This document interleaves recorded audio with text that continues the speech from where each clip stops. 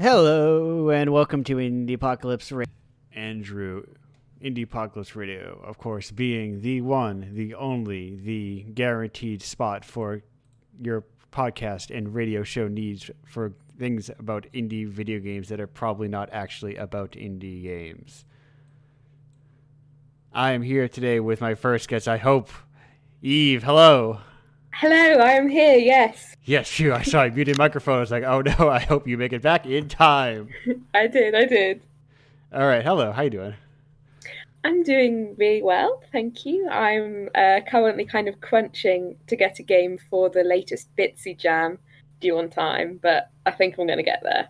Okay, that is... No, wait, what was the name of that one? I knew the name of that one, but I forgot. That's the Candle one, right? Candle Jam? Yes, that's the one, yeah. Okay, I'm a big fan of Bitsy.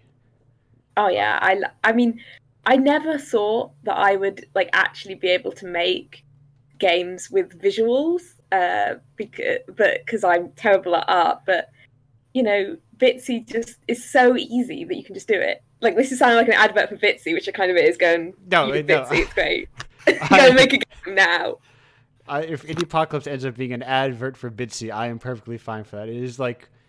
It's a very clear... I think communities form around like more niche engines like Bitsy, and Bitsy has like a very clear sense of community that I like. Oh yeah, which is great.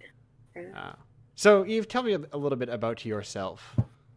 Well, I am living in Scotland, and I'm currently studying for a master's in playwriting and screenwriting. So little games are something that I sort of do in my spare time.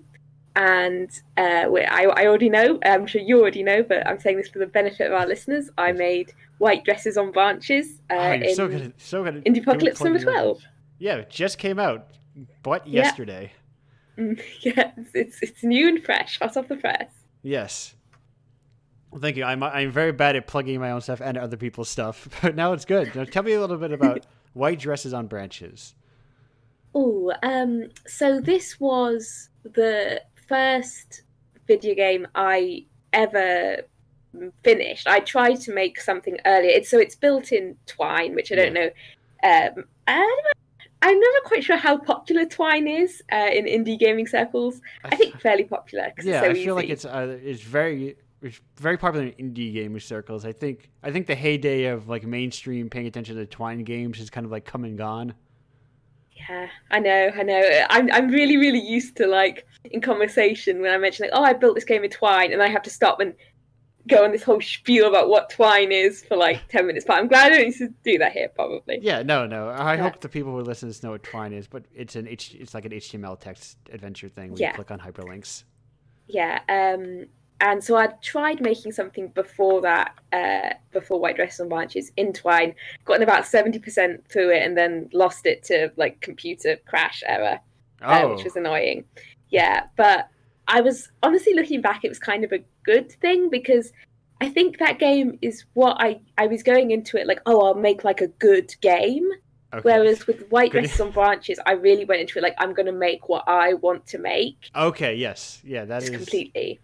I mean, that's part of why I started Indiepocalypse, so that people can make what they want to make and not worry about whether it makes money or not. And then hopefully I'll cover up the rest of that for you. Thank you. And so I had this idea. So the game is basically slightly weird, surreal narrative set in a world in which tapeworms have become these huge, powerful things that roam the oceans. Don't worry, it doesn't make any sense even if you play it. Right. But the reason I started writing it is at the time, which was about almost exactly a year ago, actually, I had a really strong and irrational fear of tapeworms. So the way my brain works is it likes to get fixated on something to worry about. And I was really worried about this. I was like, oh my God, what if I have a tapeworm? That would be the worst thing in the world. Yeah, exactly. Which is, that's one of the things I think is so kind of not appealingly the opposite, but yes, I know what you're saying. Vividly creepy about tapeworms is that you wouldn't even know if you had one, maybe. Right. And if you look it up, it's like they're one of those old-fashioned WebMD. Oh, all of my symptoms always apply to tapeworms. Yeah, yeah. It's like, oh, my tummy hurts, tapeworm. And, I'm tired, and tapeworms. I'm hungry. Yeah. So I thought, oh, I find there's obviously something quite compelling to me about this idea. So what if I made a game about it? And at the time, I was back-to-back 2 modules for my English literature undergrad, which was Victorian novels and then Gothic Gothic literature, I should say. So I was also thinking about that a lot. And then, I then started thinking about the urban legend of, Victorian women used to swallow tapeworm eggs so they could stay thin and fit into their corsets. Yeah, and it's interesting because, and I was like looking into it, but I was like, oh, there's no evidence for this whatsoever, basically. No, okay. But it does sound like it's a very convincing thing. You could say, oh, well, people in the old times. Yeah. It's very very Leech adjacent. Yeah. Yes, exactly. I was like, it's funny that there's no evidence for this, but the idea is still quite prevalent. Like, people still repeat it and stuff. And I was like, well, there must be something to that idea that is obviously capturing people's imaginations. And then I do what I like to do, basically, whenever I write anything. It's one thing to like about horror, actually, is I just took an idea and went to like the furthest possible place. Just pushed it as far as it will go. And that's kind of how it ended up being what it is.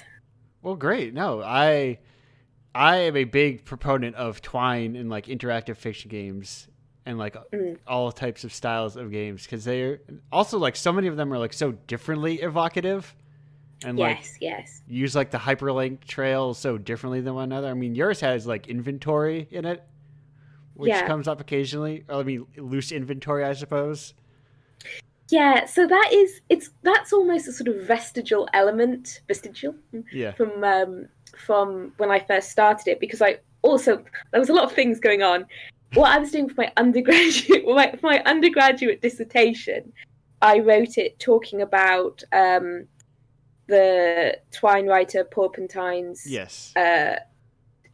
what she does with tropes from classic text adventure fiction, like Colossal Cave Adventure from the 1980s, sorry. Yeah. Maybe it was the 1970s. I should really know that, but I should. Anyway. I'm like in a hub of interactive fiction, so I'm not going to speak out of turn for interactive fiction, lest I be shunned.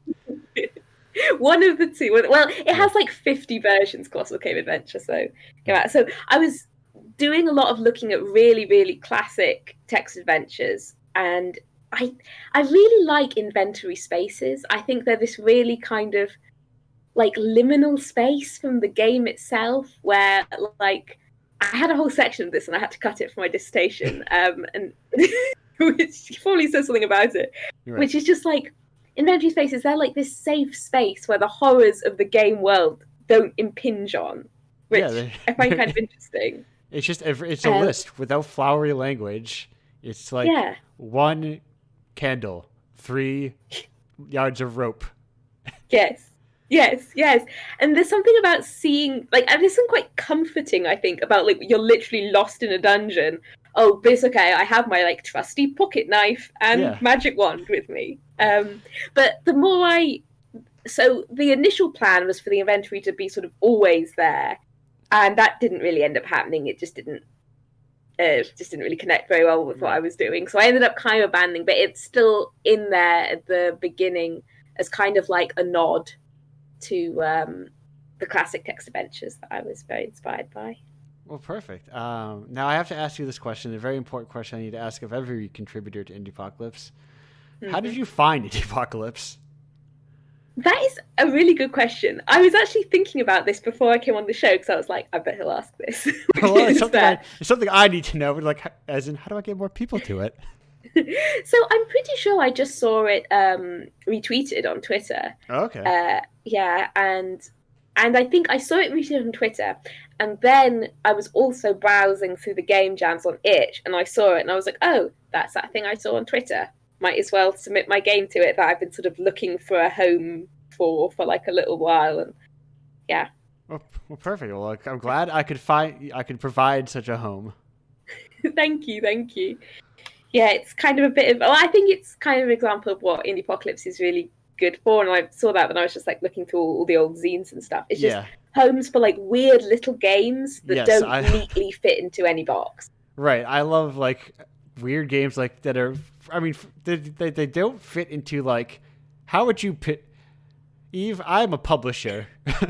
pitch me, pitch me white dresses on branches. I'm. Oh gosh. Like, where would you start? Okay. Hello. Yes. Welcome to my office. Please step in. Have you ever wanted to be a sort of caricature of Victorian governess and a tapeworm at the same time? Well, not at the same time, in the same game? Now you can be. Now, Eve, this sounds like one of those dating games. Am I going to date the different tapeworms?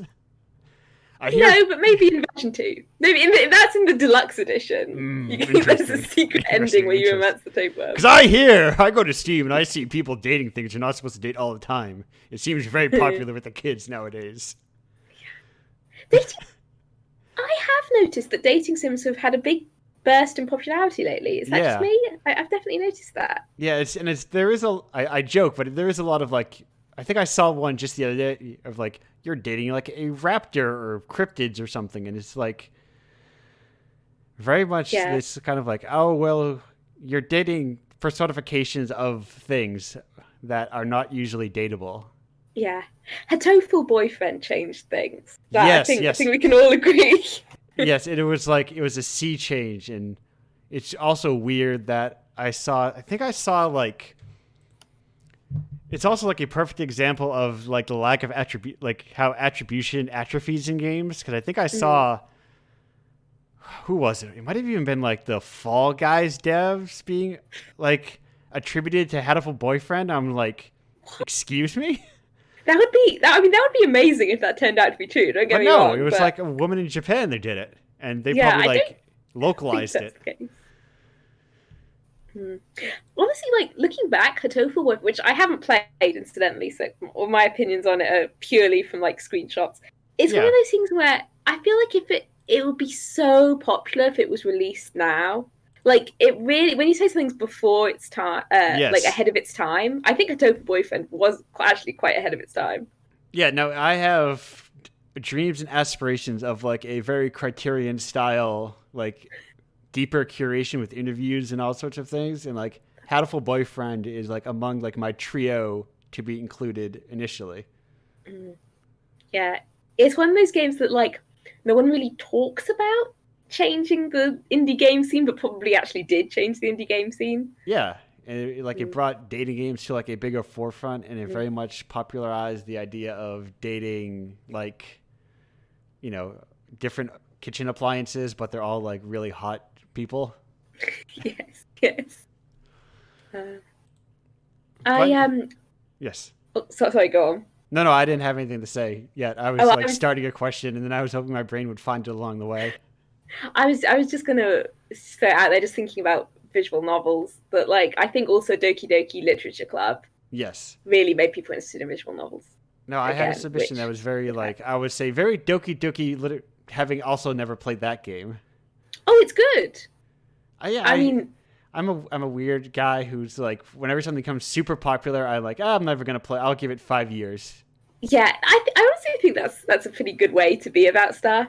Like, because I mean, I have to be that way, otherwise I just buy everything I see on Steam, and I can't do that. So, but yeah, it's one of those things that's like, I'm never sure whether or not to recommend it to people. Right. Because it's one of those things like, if you're the kind of person for Doki Doki Literature Club, you'll probably know. And then you'll probably seek it out. Right. Or you've maybe already played it. Yeah, exactly. So yeah, I am loosely aware of that it's like a horror game and is metatextual. Yes. Eversion. I did like Eversion. I remember playing Eversion like 3 or 4 years well after the fact. Eversion is one of the huge number. In fact, I would say 90% of all video games that looks really good. I've tried it, but I couldn't. I can't do it. I can't do platformer games like that. I can't. Yeah. I don't have like any hand-eye coordination, so I'd have to sort of live vicariously through other people telling me what happens at the end of a version while I'm just like pottering around in the first level, unable to do anything. Yeah, here's a secret for the stream. I've had an idea for a game that I want to make for a while that it looks like a very standard, like, platformer, adventure, whatever. Like, it's just like a video game. Yes, I know exactly what you mean. But it pulls RPG Maker. Yeah, something that like is completely unassuming, but then like it pulls like a random seed, like 1 in 100,000 or something at the beginning, and if you trip that 1 in 100,000, it becomes like a cursed creepypasta ROM.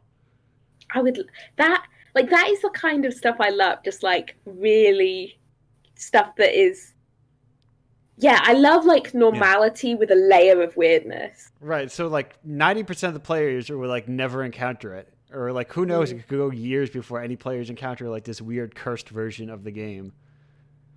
I mean, my all-time favorite game is Yumaniki, and Yumaniki is so good for the fact that like so much of you have to like be guided through it through other players. So as a single item, single object is completely different from the object to something with a community built around it, which I love that in games. I have like that is something I've been meaning to play for like years upon years. Oh, it's very good.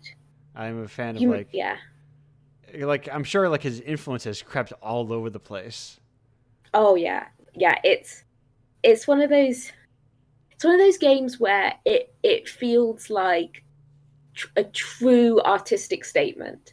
Like talking about how I wanted to make something that was like no compromise what I wanted to do. It feels like Kikiyama just sat down and made the thing that they wanted to make just completely. And I mean, I'm like a huge nerdy fan of it. So I'm legally obligated to say this basically. Yeah, I think that's what like allows things to endure. If you like, I often believe that if like things that appeal broadly to everyone don't really appeal to any one person in particular, if that makes sense. Yeah, definitely. Like, I think a lot of the people will play Yumaniki and then be like, I don't get it. Like, nothing's like, what is the point of this game? Right. And it's like, this game doesn't really have a point. It just kind of is, which is one of the things I think is so good about it. Yeah, I have definitely. There are games that have been in past and future issues where I'm like, oh, I don't like this game is just like a vibe, and I appreciate what the vibe is. Yes, like the thing with Yumaniki. So no, I won't spoil it, but the ending for Yumaniki is not that good. And I struggle with that for a long time, and very recently actually I realized, the point of Yumaniki is not to play it like a sort of traditional game with a beginning, a middle, and an ending, like a traditional RPG Maker game. It is just a vibe. You just go there and vibe. Like, it's so good. Yeah, no, yes, there's because that exists in like other art forms like extensively. Yeah, I just watched. I don't know if you. No one's like, oh, this Mark Rothko exhibition has like a crap ending. Like, people are like, oh, that's a good Mark Rothko. I just watched recently Picnic at Hanging Rock, which has like. Love that film. Absolute non-ending to it. Yeah, and it's just like, and that is because that is a tone piece, right? And and it's funny how in some art forms something being a tone piece is accepted, and in some it's not. Like it's very hard. Like I think people just assume that video games aren't trying to do that, and it's like, well, actually, loads of them are. Like I recently played. I don't know if you've heard of Islands Non-Places. I don't think so. I'm trying to very quickly Google who that is by, but it is by Carl Burton. It is so beautiful, and it's a game where the only thing you do is interact with small areas of these beautiful, well, sort of vaporwavery beautiful scenes and watch what happens when you interact with things. And it's kind of like if a one of those old like Windows 98 screensavers was a game. Right. And it's really good. And it's so good. And highly recommend. I like on the Steam page one of its tags is casual. Yeah, it is. And it's funny because the idea of sometimes something being casual tends to imply a sort of levity, Yes. But now you mention that, it's like, I mean, you can do 5 minutes of it and go somewhere else. And I guess that qualifies it as casual, but it's got this like great seriousness to it. It doesn't require gamer reflexes. No, no. But no, it's the Dark Souls of Windows 98 screensavers. Yes, the true Dark Souls of walking simulators. Someone recently had last issue. Someone did a review because I have occasionally, hey, if you want to write reviews for Indiepocalypse, I like to have small capsule reviews. That's to everyone out there in Radio Land. Someone did a review of Hylix, and he said I've been meaning to play that. He said because he was like a comic artist and he likes comics. He's in comics, we have a language we can say if you reference Matt Brinkman or Michael DeForge or somebody, there's a language and a vocabulary to understand weirdness that games kind of lacks. Yeah. Well, the way I think about it is games are so young. Yeah. It's what, we're talking from a very, very, very beginning, 50 years old video games. Right. And that's well beyond what most people would consider to be the beginning.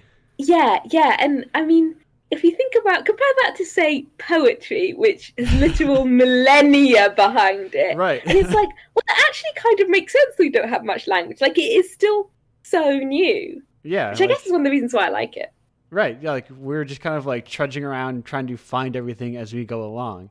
And who knows who will be the language and the vocabulary for indie games. Will You May Nikki be something an easy comparison point for people to understand what that means? Will Islands be one of them? Yeah, I hope so. Fingers crossed. Yeah. I hope all these beautiful Indiepocalypse contributors will one day, some of them will be touchstones of just interactive discussion or whatever you call whatever pretentious word we just eventually ascribe to video games. I want to be the grandmother of weird tapeworm twine games. Exactly, that is my ambition. Right. That's what I want. Yes, gothic body horror twine games. Yes. Well, I feel like there are I see a community sort of slightly forming around someone who doesn't want to actively run a community, which is a weird thing to be. I don't want to have people pay attention to me, but I need people to pay attention to me so I can tell them to pay attention to somebody else. Yeah. Yeah, that's the difficult thing about being trying to promote your stuff on Twitter. What I can do is hardly call promotion. I make a game and I tweet about it, but it's still oh God, now I'm in this sort of weird, not professional, but getting into the realm of semi-professional relationship with social media that is also just my casual day-to-day social media where I'm tweeting out dick jokes. Yes, exactly. Right. How do I balance this? Someone suggested I make an Indiepocalypse Twitter account, and I did, but then I had to do it with an underscore, and I was like, I don't have time for brands.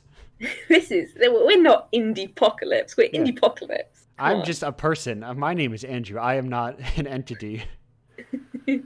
Yeah, I'm Andrew, and I like video games. Yes, and I hate video games. And I combine those two into one thing. Okay, so before we go, because we are already approaching our half-hour point. Oh goodness. Yeah, I know. It's just it speeds by. It flies by. Someone asked me to talk about video games, and I'm just I hope you got half an hour. Right. Yes. And no, I hope you have 3 hours. Oh my God. But also, I intend to, at least much like Indiepocalypse itself, I intend to ideally one point have repeats on in the future. So I'd love to have you back at some point. Oh, thank you. But I want to also have like Indiepocalypse, get as many people out there as possible. Yes. So finish out whatever you're going to finish up. Yes, my last question that I ask everyone is, what would you recommend to all the hot gamers out there? No, all the gamers out there. Hot is too ambiguous a word that can mean a lot of things. All the gamers out there. Also, I feel like someone might have branded it already with their fucking trademark or something. Hot gamers. Yeah. What was it? .com. Yeah, because I think someone does a stream like that, and I'm assuredly in our fucking tech startup nightmare future, they've branded it. But the point is, what would you recommend to all the gamers out there that is something that is not a video game for them to get into? Oh my Or goodness. tabletop game, or anything else that's game adjacent. I had so many games on the tip of my tongue. Well, throw them all away. um, I am thinking. I'm just thinking. That That's sentence fine. didn't work. You think, and I will just. I would say the books and artwork of Sean Tan, who is an Australian illustrator and writer, and he does the most beautiful, strange, short stories, some with text, some without text. His book, Tales from Outer Suburbia, Okay, is, I would say, the person. one book. Yeah. I would say that is the one book that I would recommend to literally anyone, like regardless of age, race, gender, interests, anyone. I would recommend that book to.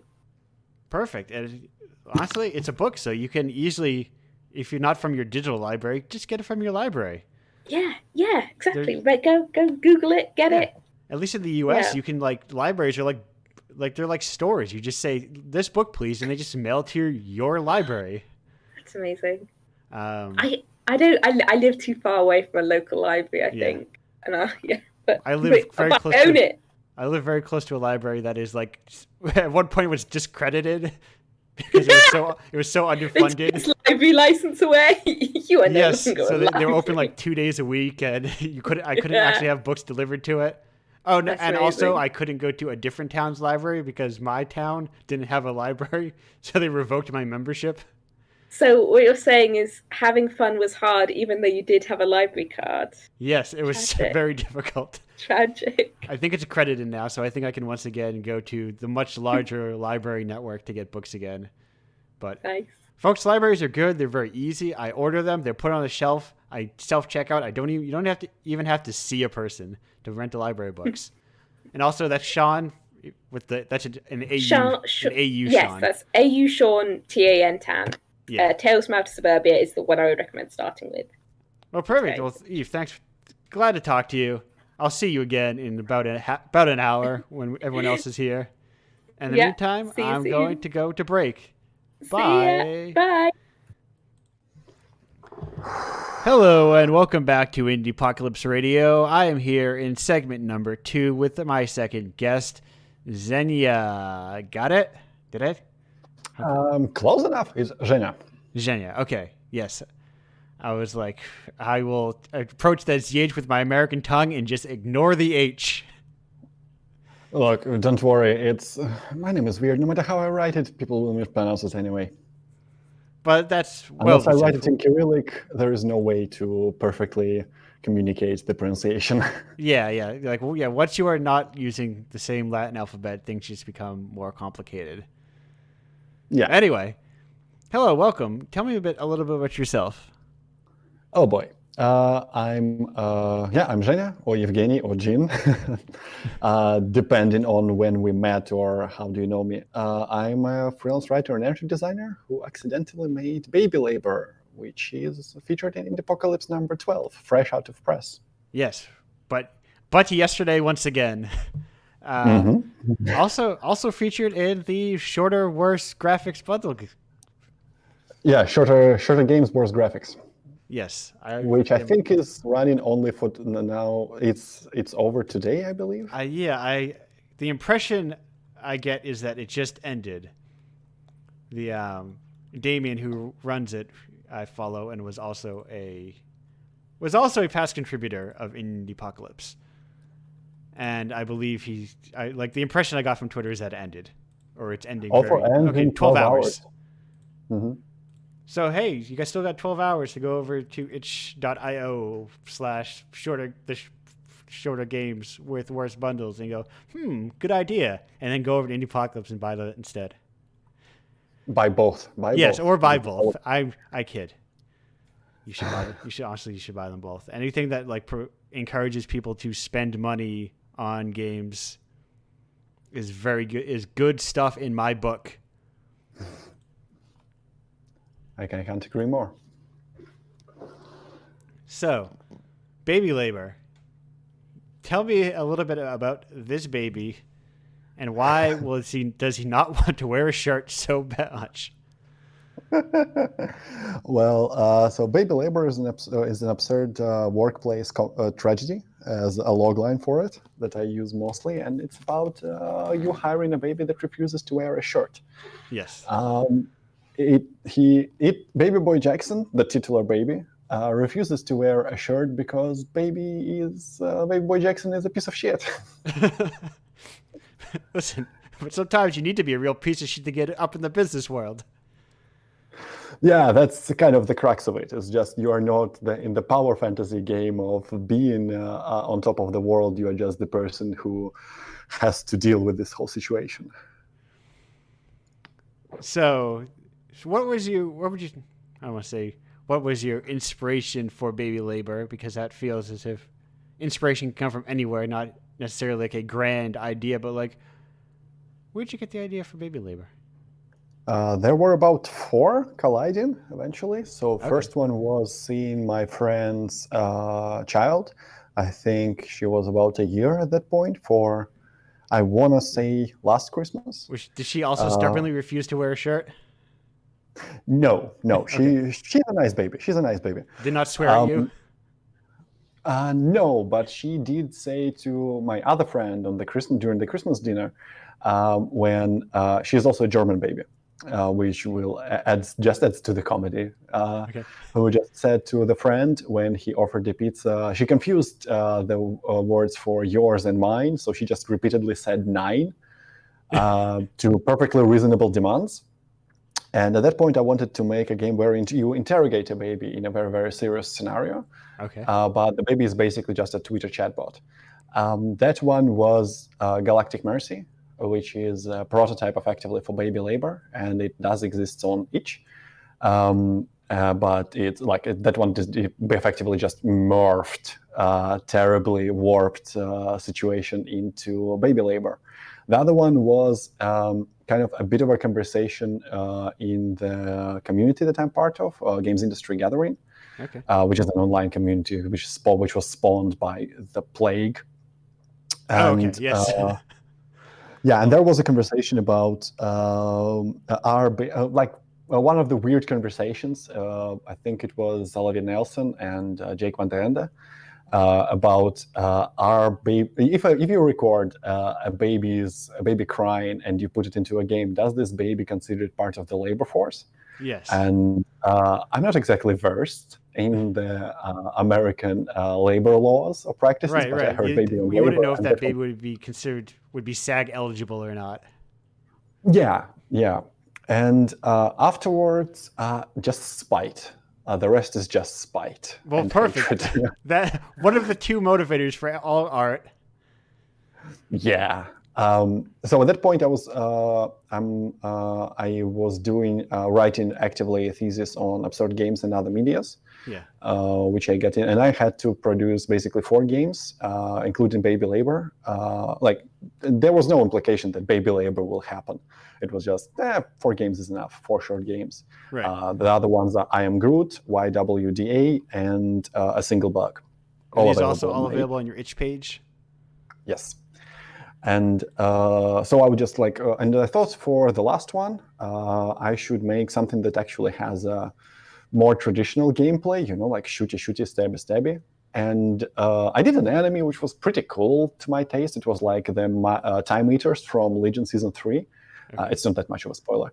But then I was trying to make, because if it is absurd, then some mechanic has to be bizarre enough and no explanation. So I thought about it is like a twin stick shooter, but you move the level. So you have to hit enemies with the level.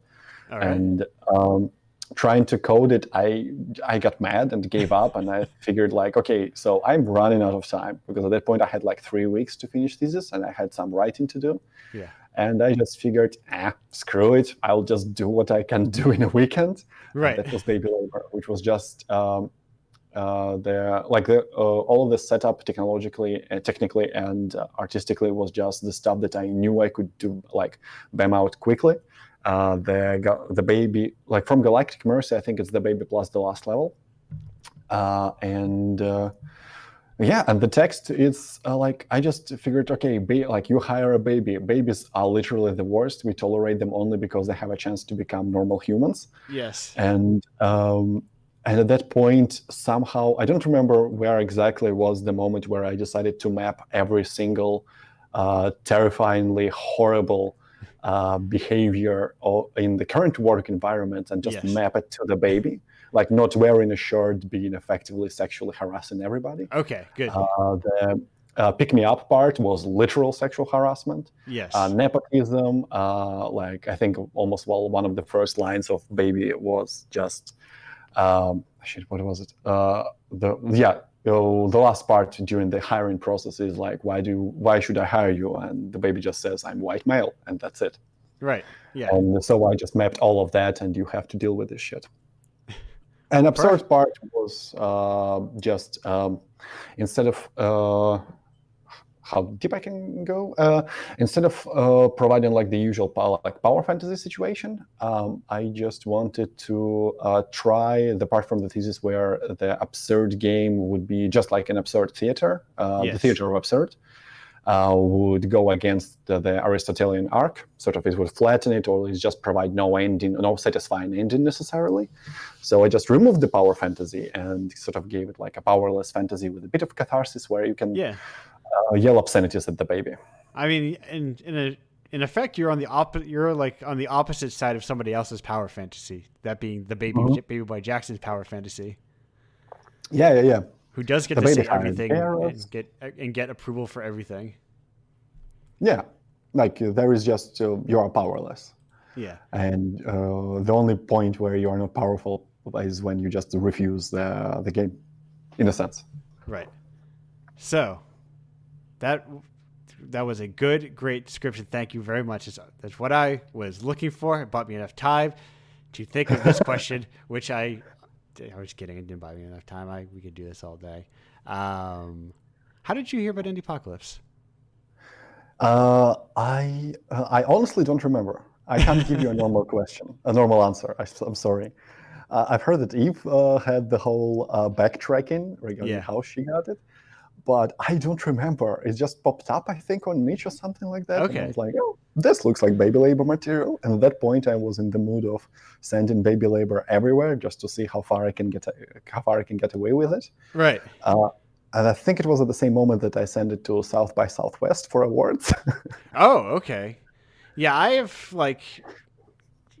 I'm still trying to figure out how Indiepocalypse fits into sneaking it into other events and shows, because it doesn't really fit. It's not a game, but it's not a game. And I'm like, well, how do I submit this to other things? Because it's not like there's no launcher for everything, because I'm sure maybe it's possible to make a launcher that launches literally every possible engine, but I don't know how to make that. I think DreadX Collection, which is a similar thing to what you're describing. I think they have different, they don't only have Unity, they have a bunch of things. I mean, they also have a big, huge horror blog with a lot more money than I do. That is fair. Hey, if Dread Central wants to sling me some of that cash to make an Indiepocalypse launcher. But I also like these weird things, like they're a Game Boy game. So do I have to license Game Boy emulators? Or find ones that are open source and open license that allow for commercial use? It just becomes complicated, and I don't want to get started and then exclude people, Yeah, that would be a shame. Especially since in the very first issue there were 8 Game Boy games. Oh, that's cool. Yeah, someone made a whole little mini collection of games. Oh. But one second. Okay, good. I'm good. I thought I was going to sneeze. I didn't want to sneeze right into the microphone. But I've made it onto the other end of it unscathed. So. Yes. Yes, hello. So the text in Baby Labor, it's, how do I describe it? It is askew is maybe the word I was looking for? Or poetic. What was that? The font is. I believe you're referring to the font that I'm using for the Yeah, like babies. that kind of like weird overlapping, irregularly spaced font. Yeah, I'm gonna this is my favorite font. I'm always trying to put it into at least one of the projects. Yeah. I'm gonna send a link to the void where we are communicating. Oh, okay. So it is like Uh, a bespoke font. yeah, somebody actually made it. Yeah. Okay. Wait. I mean, I was gonna say that name sounds familiar, so maybe I have seen it before. Well, I mean, you've seen Helvetica I proper, have but seen this Hel. is That's the thing. I don't know if I know it because I've seen Helvetica. For the luxury of the video listener is Helvetica, but hell as in the hell place with Mhm. both of those L's, all double of the hockey sticks accounted for. Yeah, and this is just the whole font as it is, and Yeah, I no, think it's up. because it adds like a very specific kind of like unnervingness to like, also like it's already in like an abstract space for the most part, aside from maybe the very like top floor that feels more like an office building, but you have like massive columns. I think columns. They're not columns, but they're like They're just silly. geometry. Yeah, that was the part about like cheap, not cheap but fast art assets. Yeah. Because like I'm not an artist proper, but I have been working with Unity for a while to know a bunch of tricks to make sort of programmer art look somewhat decent. And this was basically a couple of post-process effects that give it a little bit of a skew. A random blur is the only way I can describe it. And Yeah. this is just a ceiling and a ceiling and a floor is just a cube that is stretched out, and the cylinders also are the same thing, and they go beyond the ceiling. So it like gives like a forced perspective where like the columns don't go into the ceiling and they are behind the ceiling or something like that. Yeah. Just to further the sense of heterotopia of the whole environment. But it goes a long way. Just like even just a blur goes a long way. As someone who's like played a lot of Unity games, and there's a flatness to a lot of like Unity games. Mm-hmm. Like when people talk about like in quotations Unity games or Unity art, I think it means a certain thing that like looks like it's without purpose. You know. Yeah, I know what you mean. Specifically for mobile Unity games, at least like a couple years ago, there was a very specific glow that everybody was using, which is the flattest glow possible Right. for like sci-fi environments or magic environments. That like you see and you're like, yeah, it was made on Unity. There is like it's 100% Unity. Yeah. But it's like the stuff that goes out of the box that people use, sort of. Yeah. And I think this is enough of a mix of code ball that I have no idea how to properly manipulate. Like Right. it's a bunch of different shaders trying to communicate with each other, and it just produces a kind of not necessarily desired or determinate situation, but definitely like deliberate Yes. view Yeah. to it. Even if you go to like main menu, which I think features the same post-processing, but it's literally just cylinders arranged weirdly. Right. Cylinders, and I think Yeah, and there's a lot to be said about aesthetics, like a clear like aesthetic decision guiding design. Yeah, it was a mix of Malevich and Kandinsky and a little bit of what was his name, El Lisitsky, which were constructivists, and plus Malevich, who was suprematist. There's a specific movements, which was basically just shapes representing something. So with Malevich is which I think main menu is just a ripoff, artistic ripoff. I didn't know. No, what media? No, were they artists? Yeah. Okay, just like traditional. Malevich is the Black Square guy. So what was that? Black Square. Oh, okay. Like one of the most famous abstract paintings. It's a suprematism art style, and Malevich is the person, like I think is almost like a sole person who stuck to it. Lisitsky and Kandinsky were his followers / students, I believe. It's all Leningrad avant-garde specifically. Leningrad as in what St. Petersburg used to be during Soviet Union. It shapes arranged creatively that sort of gives certain aesthetic. And the color choices is just coolors.co, which is COOLORS.co, which just provides you with color palettes, and that's about it. Well, yeah. Like like I said, like I'm using like this whole thing could be reproduced in RenPy or something like that, but I don't have the same degree of control, and I'm like using control loosely. Right. No, listen, a lot of things can be done easily, but there's you still got to do them, and there's still like I think like the kernel of like the background that leads you to be able to kind of create something that is like this. It's why I asked that question of like recommend something that's not a video game, because knowing these like Leningrad avant artists gives you a perspective on like how to approach even like simple shapes in Unity that you wouldn't necessarily have if all you did was also play video games. Yeah, absolutely true.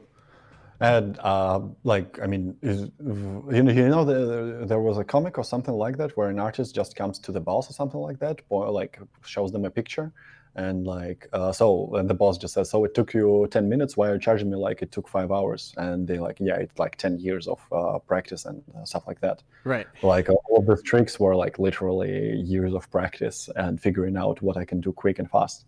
Yeah. I think there's a lot of illusion to, because a lot of the process in game design is obscured. Either these games are never released, or people come from like buried inside the credits of AAA. So it looks like these like stellar polished games are released like out of the ether. You don't see like the decades of work that go behind them. Yeah. But I feel like indie games, and specifically the weird ones, are more honest with the route any feature has taken, in a sense. Yeah, a Like lot of people just like throw up everything they make on their itch page, just leave it there.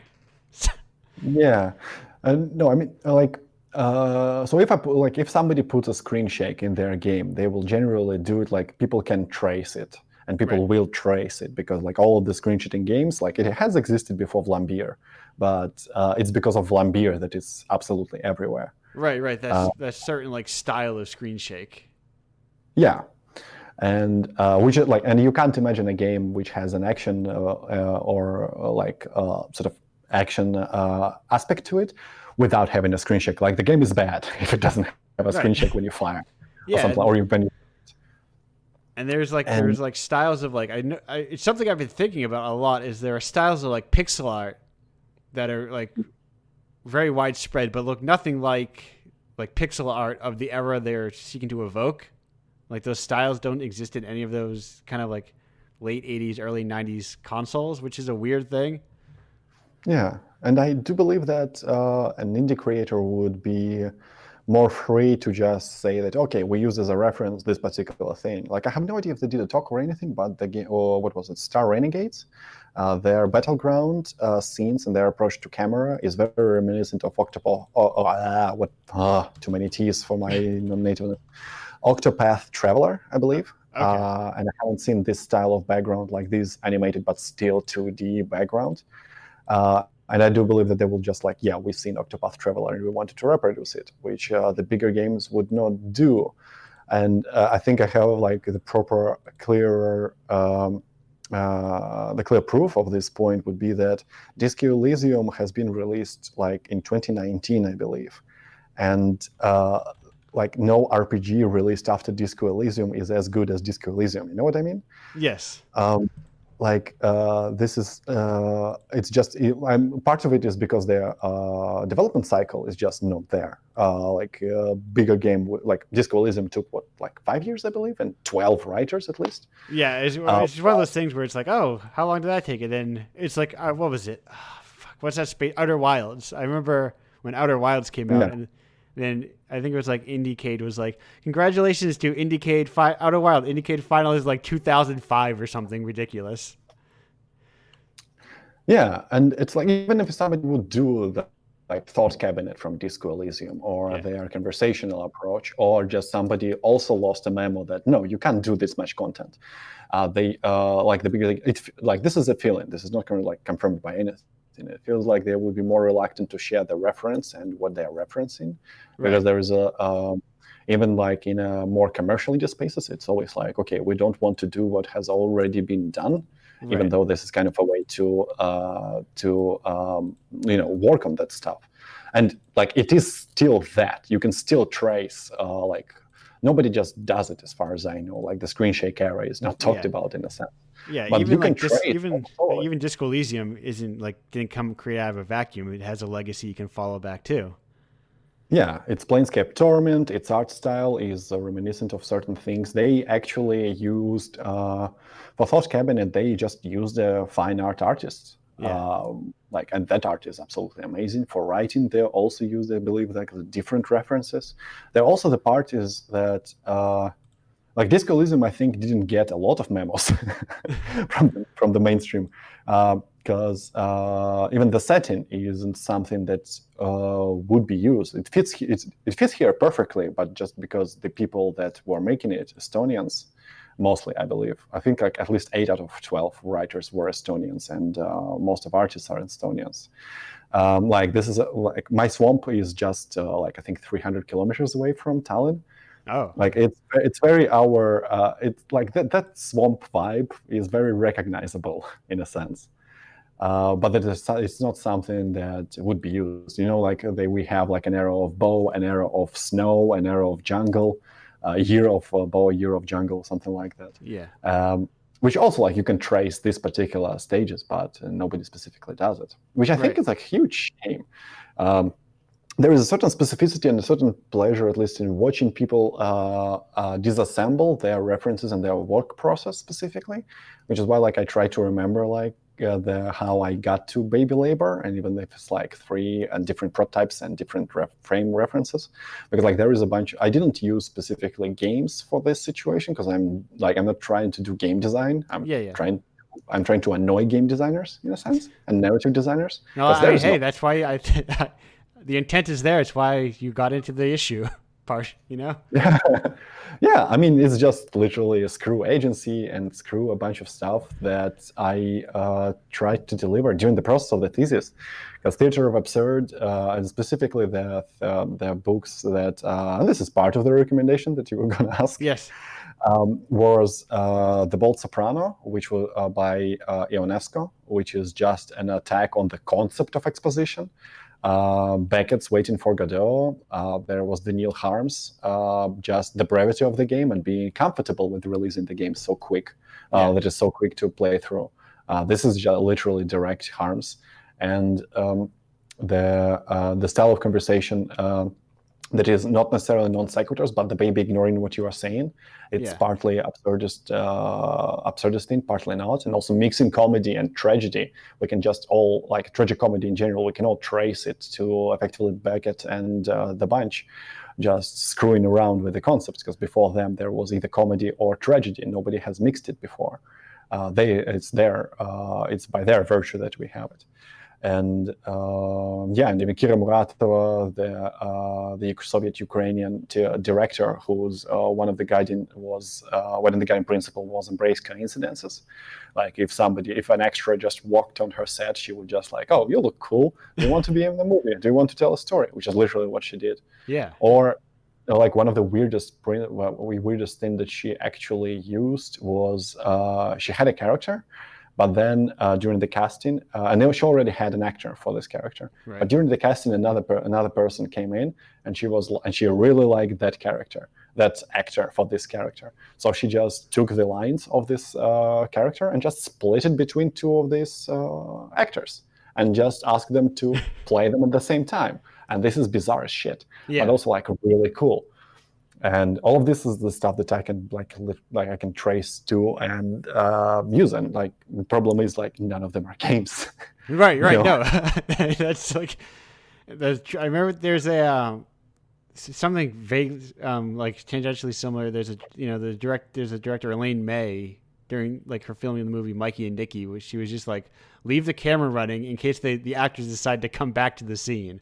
It's very much like open-ended style of. No. Let's just let the camera run and see what these people do, and let these 2 like friends and actors play off of each other. Mm-hmm. and see That's the what they part can that do. I really like. Daniil Harms sort of did the same thing, unless it's just literally doodles. We have no idea. He had like short stories that are the size of a paragraph. And I feel like this is something that like it's like this part, like baby labor and everything on my each is a hobby part. Like nobody is paying me money for it to actually make them. They somehow make money. Yes. Well, I mean, make money. Yeah. Like, Right. I can buy wine once a week. You're right. You're right. But, make. I mean, in terms of like you're an itch millionaire. But that's all because nobody makes money on itch except for like people who are already popular who also have itch pages. I imagine. I don't even know how much money they make. Oh, so I am a 1%er somewhere. I think you might be an itch one. I think all you short and worse bundle guys are itch 1%ers now. It's a bizarre thought. Or at least itch 5%ers. I'll take it. Yeah. I mean, it's just powering my vices anyway. Yeah. So yeah, what I was saying is that this, because like I can't do this like with I Am Groot. I think is the best example. Right. Which is like, for the reference, it's just a text adventure where every single line is I Am Groot. That's it. And somebody sent me a fanfic which is called I Am Groot, which is a Maki not safe for work story told from the perspective of Groot. Yeah. And so everything is I Am Groot. And I looked at it and I was thought like, this might be a cool experiment to just, like do the same, but hook up some programming and scripting to it, right, and inventory system to it, and some branching to it, and 3 different endings to it, and then being not able to explain it to anybody and debug it. Right. No, right. How do you debug something when every line is exactly the same? So what was the line that you clicked? I Am Groot. Well, that was helpful. Does it go to the right I Am Groot? I don't remember. Yeah. But that part was, but this is the part that feels to me most liberating and most fun. That I can just like grab the brief coincidence that happened in my life in a sense, and then just merge it into a game, like a short game. Yeah. And like this, the ability to do this liberating experiments, like liberating to me specifically as a designer. Right. It's probably why I still keep doing that. Yeah, well, I mean, not every game you make has to be like. You can spend a day making a game that's 10 minutes, and it doesn't become any less of a game. Yeah, I mean, it is a game, and sometimes it allows you to do an experiment that no another game actually allows it, because we have a bunch of different cliches and traditions that feels like sacrilegious to break. They're going they're to me the most despicable is that the game has to be fun. Not all games have to be fun. Some games can provide the tragic cathartic moment, and don't necessarily through the fact that you have just committed genocide on a grand scale. Looking at Naughty Dog, but Avandate, for example, it's a very, very short and game jam game that just features the also suprematis art. It's just triangles dating, effectively.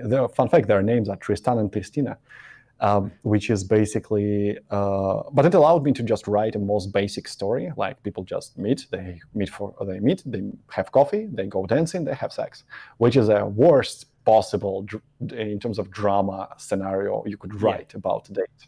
But in this short form and with some quirk, it absolutely is possible. And you can do something that would just, on the scale of 5 hours, would be completely impossible to play. Also, you can do a game night with small indie games. You can play them in an evening, you would do with a movie night, watching 3 movies. I tried to do it the other day to just, I'm going to have a game night. And then I have to choose one game. What the shit? Annoying as hell. Games take forever to play. In short games, you're 4 to 5 hours. When people say short, they mean, this game's short. It's only 6 hours long. It's I can watch 3 movies, and most likely I will watch 3 movies. Right, I can watch 3% chance I will enjoy at least one of them. I can watch 2 pretentiously long movies during that time, even. Yeah. You can watch 2 of Lord of the Rings. Right. Yeah, I could watch all of the Lord of the Rings and all of the Hobbit and all of the Rankin Bass Hobbit, Lord of the Rings. I could watch every Lord of the Rings film ever made in the time it takes me to play that Lord of the Rings game that came out last year or something. Exactly. Yeah. But anyway, as we're approaching the end of our half hour, I got to ask you, what would you recommend to all the gamers out there? That's not a video game. You've said a lot already. You've already been dropping So, things left and right for people to pay attention to. But like, here's your clear point. Well, here's your clear moment, rather. What would you recommend? I would recommend two things if I can cheat. Yes. So one is just the Neil Harms, which I will again just type to you in our void. Yes. And This is a Soviet writer who was very, very not published during Soviet times because Stalin. But he, well, this is the one that produced, specifically, I think it's Blue Notebook number 10 is the collection, who did like very, very short stories. And this is something that you could enjoy and maybe like rescope the time frame that you need to actually play a game or to enjoy a game or to make a game. And the other one is probably just like avant-garde, like Russian futurists, maybe Italian futurists, Data, Theater of Absurd, Theater of Cruelty, Theater of Oppression. These avant-garde, like not to sound, I already sound pretentious, who cares? No, I mean, hey, this is Indiepocalypse is the home of pretension in video games. So, yeah, I know, but I feel bad about it. Well, but like this train has already gone for me to sound like a normal person. Right. So the thing is that avant-garde, it rewires certain parts of the brain that allow you to make connections that you wouldn't previously make, which I think make you enjoy more things. It doesn't make anything that you already enjoy worse, although on occasion it does, because you just understand something more. But it just allows you to look at more stuff. Just it opens your mind a little bit. A lot of people can be stuck sometimes on the idea of media and art needs to be solved. And I think avant-garde is a good way to like break that idea that everything needs to be solved and understood and explained in like a 20-minute YouTube video. Yeah, there is a very nice. I hope I'm not eating away from the next speaker. No, we've got time. The very, very great part about, I think it's from the book Avant-Garde in Video Games by Brian Shrunk, which is also one that I can wholeheartedly recommend. There is a point made that the most avant-garde technique is just cut, copy, paste, collages and everything, which is like helps with the fear of being non-original immensely. Like so immensely, because like this is literally the way to do it. You just cut around stuff from different areas and then just mush them together to see how they go. Sometimes it's a fanfic, sometimes it's not, and sometimes a fanfic is really big, like Rosencrantz and Guildenstern are Dead, which is effectively a play that is a fanfic of Hamlet, that is also its own play. Yeah, and as we head out, I would recommend to everyone that's something I would always recommend is on Sunday nights here on Twitch.tv. Evan Dom hosts the Ambiguity program, which is a lot of like weird and old animation, including a lot of abstract and like, you know, pre like Soviet era Eastern Europe. There's a lot of like, you know, like Jan Smuckmeyer and Preet Parn. He plays a lot of like their kind of like stuff, and they trade very much in like absurd and avant-garde animation. Oh, nice. And Can you type it in the void? Yes, I would type it in. I will give you his during the break. I will give you his. I will just say Evan Dom. I'm going to put it in the Twitter thing. I got you. And I will say I'll give it to you in a second over the break. I'll give you like his exact thing. Yeah, I don't know what he's doing this week, but he does trade in a lot of like direct animation, like exactly on the, like, you know, drawing straight on the cells or straight on the, not the camera, but like on the canvas and animating like that. Or no, drawing on the film. There it is. Yes, like drawing directly to film. Oh, this does sound cool. Yeah, this sounds like the Twitch for me. Yeah, it is it's part of the reason I started this show, because I liked having like, it's also unarchived because obviously it doesn't own any of the animation. And I like the idea of like a thing that people would show up to at the middle of the night and like hang out and watch these weird animations. But we're going to break. Thanks. Zhenia? Yes? Better. Perfect. Thank you. I will get there someday. Being an international curator, I need to learn more languages, or at least learn to pronounce them better. Thanks for talking to me. And then I'll see thanks for you having in me. like half an hour. And I'm going to go to break now. Thank you. Hello, and welcome back to Indiepocalypse Radio. We're here in our third segment with Christina. Hey, Christina.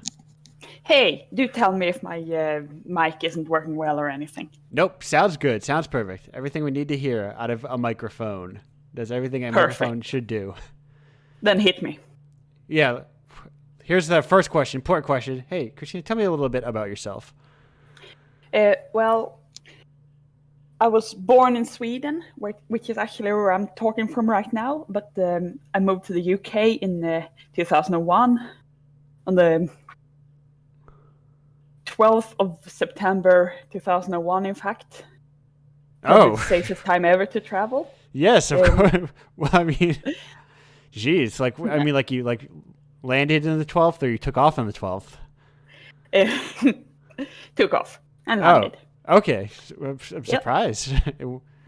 Well, I'd start off with that incredible darkness, and I might as well tell you I'm married to a very nice Englishman, and currently living outside of Birmingham, where I work in HR in a chocolate factory. Well, work from home at the time. And spend my free time attempting literature and game making. Hey, we have two cats. What are the cats? What are your cats' names? Or is that private? Well, they're so sickeningly cute, but it's Bonbon and Treacle. One of them is actually an amputee. He only has 3 legs after no, I am nasty fall. I am very familiar with like being a home for wayward cats and like hospice cats, and like we have 2 at the moment. Both of which kind of just showed up at our house, and then they must think you're easily manipulable.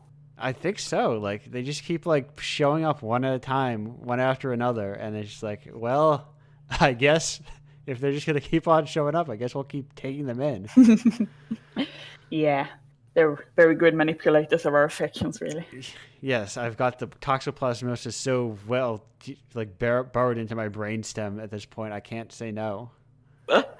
Yeah, probably the same with me. I'd rather not know. Yeah, let's just hopefully no tapeworm. Right. I'll just say that I prefer to think that I'm empathetic, you know? Yeah, I think you are that too. As opposed to chemicals rewiring my brain. So you are not from issue 12, unlike the rest of us. Unlike the rest of our contributors here, you are from issue 7, right? Am I right? Or was it 6? That's probably correct. No, I was wrong on both of them. It was 9. I was kind of close to 6 because it's just an upside down 9.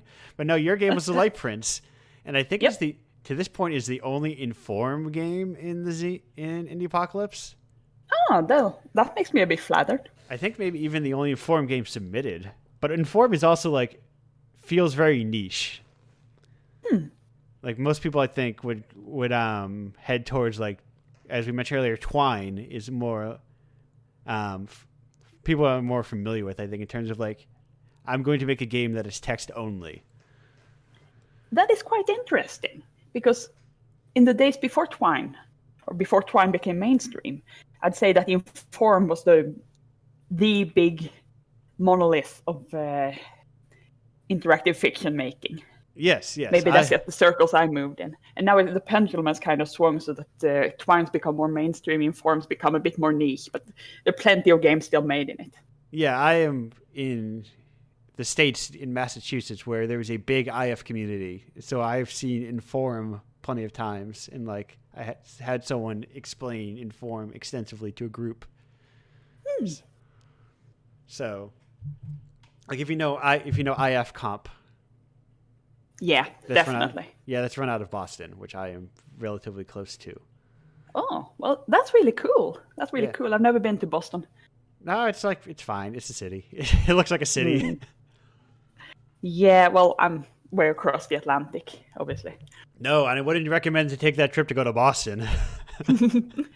No, but I would like to go to the IF Comp in the flesh. Well, right. Once you can actually meet people again. Yes, no, I have met, I guess, not realizing people who are luminaries of the IF community, who have their own pages on ifwiki.org .com or .wiki.com .whatever. So yeah, no, it's a cool thing if you could like make the trip to go to. But I think I hope, now this is something I really hope, is that everyone being forced to do online digital events will make people kind of continue them at least partially in the future, even when physical events start back up. Yeah, the whole situation has kind Yes. of been a great leveler, hasn't it? Right. In a way. I think it's good. Like, I think a lot of people are inherently excluded by events being not only expensive if you were like GDC is expensive if you live in San Francisco. It's still like $300 or something for a ticket. But like, imagine, say, if you're coming from England and you have to fly. Like, which way is faster? Is it faster to go east or west? West, definitely. Okay. But yeah, I'm know. I'm trying to visualize a map real quick, and I'm like, I guess England is a little bit closer if you go westward. Yeah, still like 12 hours traveling time. Yes, no, yeah, hey, me flying to LA is like 6 hours, and I'm in the same country as that. It's a big planet. Yeah. So. And it's a big country. Yes, you're telling me. It's a weird experience because it's big, but also like you get this culture of, I know someone who's like, oh, it's close, it's 2 hours away. Because I was talking to someone who was like from Texas last week, and they're like, oh yeah, it's something that's kind of close, it's a couple hours away. And I've known people who are from like states in New England where it's like 30 minutes, unthinkable for like a commute. Yep. It's kind of a quantum planet, really. Right. So, in working with Inform, and so do you have like history of like that very specific?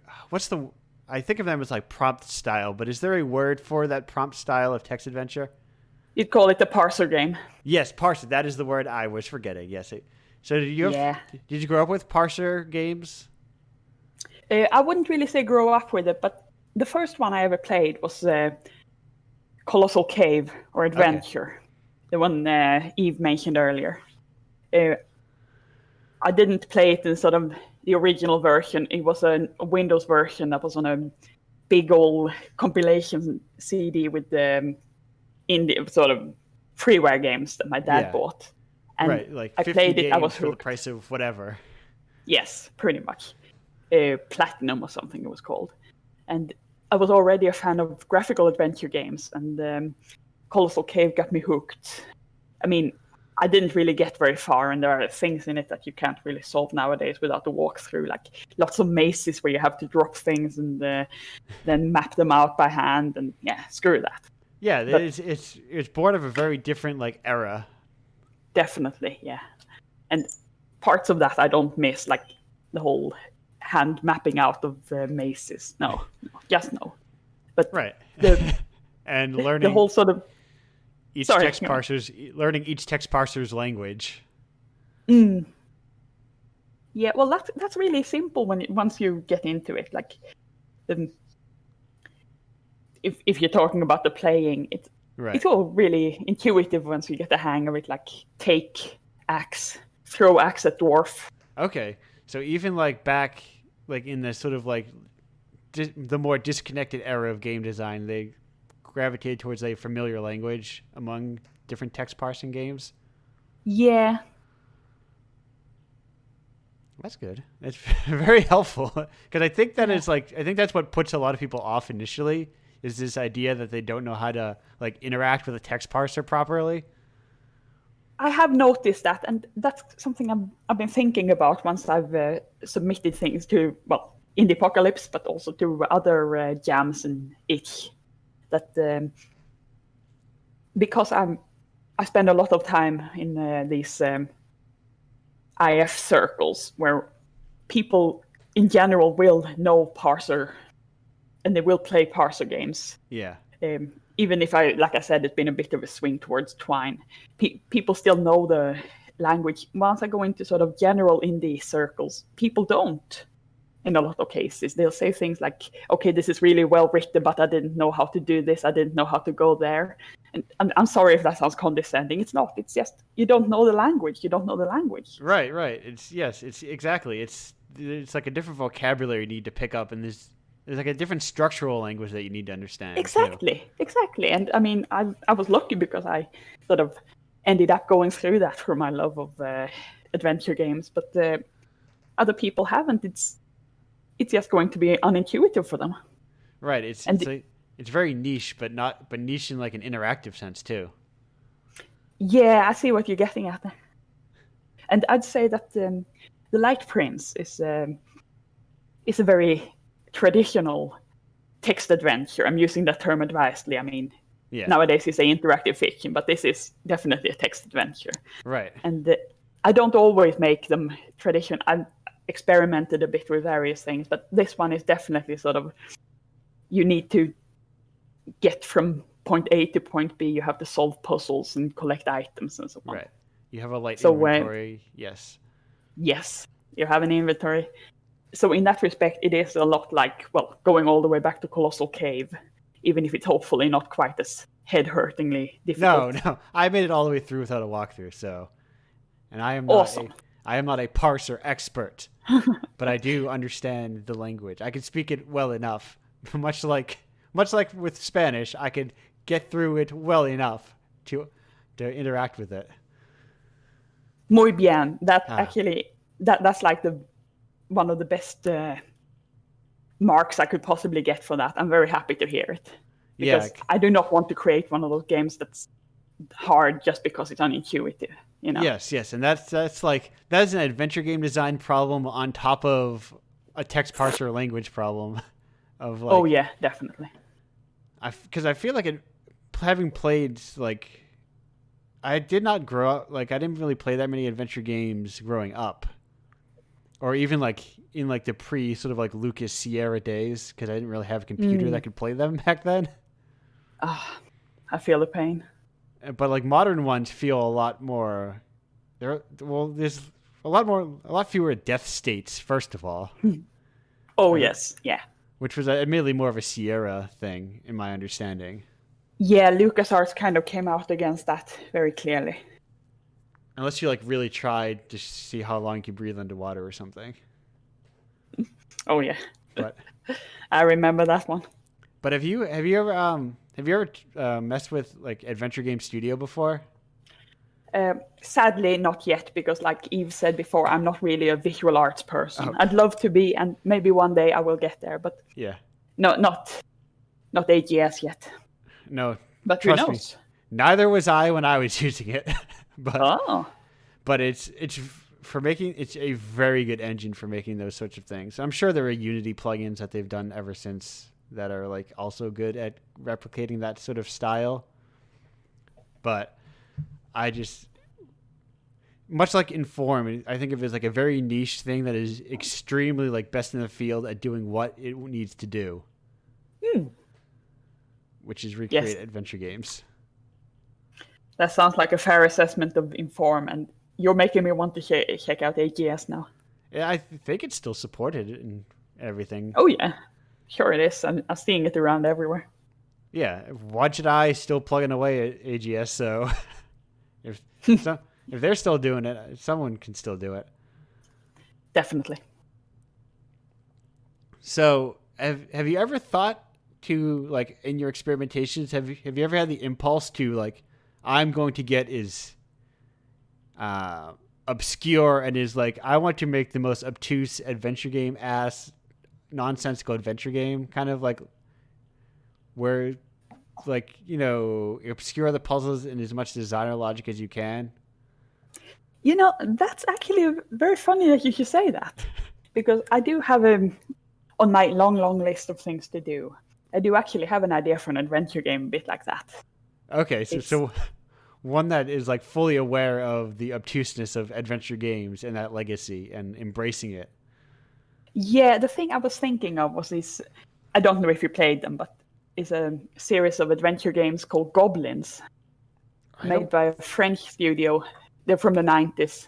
Let me see. I don't know by name, but also Goblins is a very generic name. Oh yeah, made by a studio called Cocktail, and it's spelled goblins with 3 eyes. At least the first one is. So Okay, that'll that's probably a help bit me more find it better. Googleable. Yeah, but anyway, the thing is, I love Amiga, them. yes. Yeah, I loved them as a young teen. I only played the first 2, but I replayed them again as an adult. I realized the puzzles were just out there. They were just. I played them with my husband, and he just sort of, what the hell were they smoking? Oh, this That is sort of some thing. very Amiga UI. And anyway, my idea was, and I'm kind of spoiling it now if I ever go ahead and make this game, it would be sort of generic adventure game, but yeah, the puzzles would be completely out there. There would be just game logic and no real world logic. And the game would kind of would kind of be it would kind of be playing you, so that in the end this weird cartoon logic would seem like the only way to do things, and then the game would throw some completely normal action in your way, and you're just going, what? Right, because at this point your brain is trained that like you don't go from A to B, you go from A to C to Z to Q to D to 3, and then finally back to B. Pretty much, yeah. No, I am a big fan of that idea. I love the idea of, as you can tell by the magazine and by the previous speakers I've had on here, I like the idea of people breaking down design and just like making very player unfriendly games. I've noticed, yeah. I like the idea of like games that are antagonistic to the players, honestly. Like not so much like catering to players as like an audience that must be appeased, but it's like making games that are a piece of art that players must wrestle with. And I see what you mean. I love the idea of that game, and hopefully it will one day make it from your list into the real world. Yeah, I'm gonna have to do that now, don't I? Not immediately, not any immediate pressure, but you know, because I feel like that's something that needs to like germinate and kind of like be built bit by bit as you kind of like understand what, because you need to also break your brain to build that game. Oh, that's a good point. Right. Maybe I can outsource it.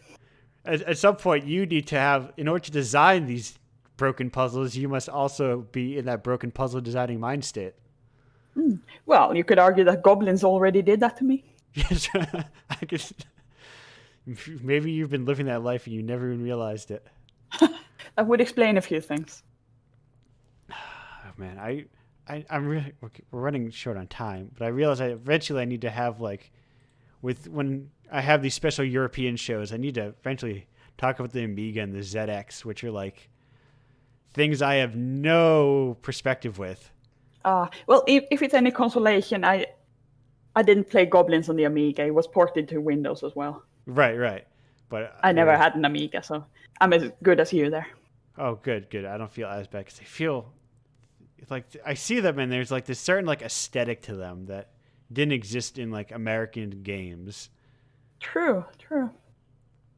Or games that we would have, and I'm like, it's this whole. I feel like this is an entire world that I was missing out on.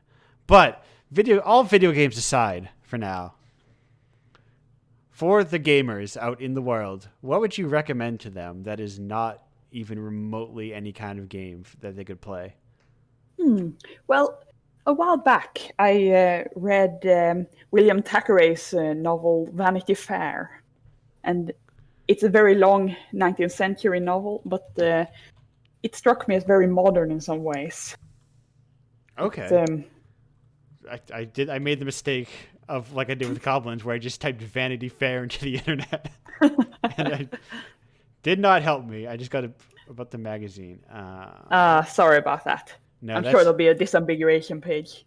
There is, yes. I got it. That is me and bad searching. College should have taught me better than to do that. No, but so yeah. Oh, okay. Long epic 19th century British novel, but something about the characterization feels really fresh, and it's of its time in certain ways, obviously, but it's also it kind of has a detached look at the characters. Yes, And, yes. No, that's quite enjoyable. no, yeah, no. I'm just even like the Wikipedia blurb. I'm like, yeah. Wait a minute. It's talking about like unreliable narrators and like strange framing devices and deconstruction. I think that I thought about that kind of idea where something, as you described, that has with time looped around back to being like influential again, or like feeling unique. True. Because I mean, no, go. The unreliable narrator is, of course, the original form of what you talked about, the game design that plays you rather than being your friend. Yeah.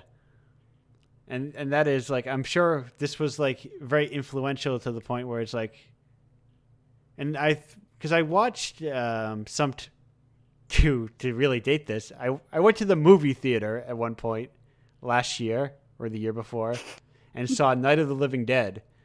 Because it was the 4K remaster or something like that.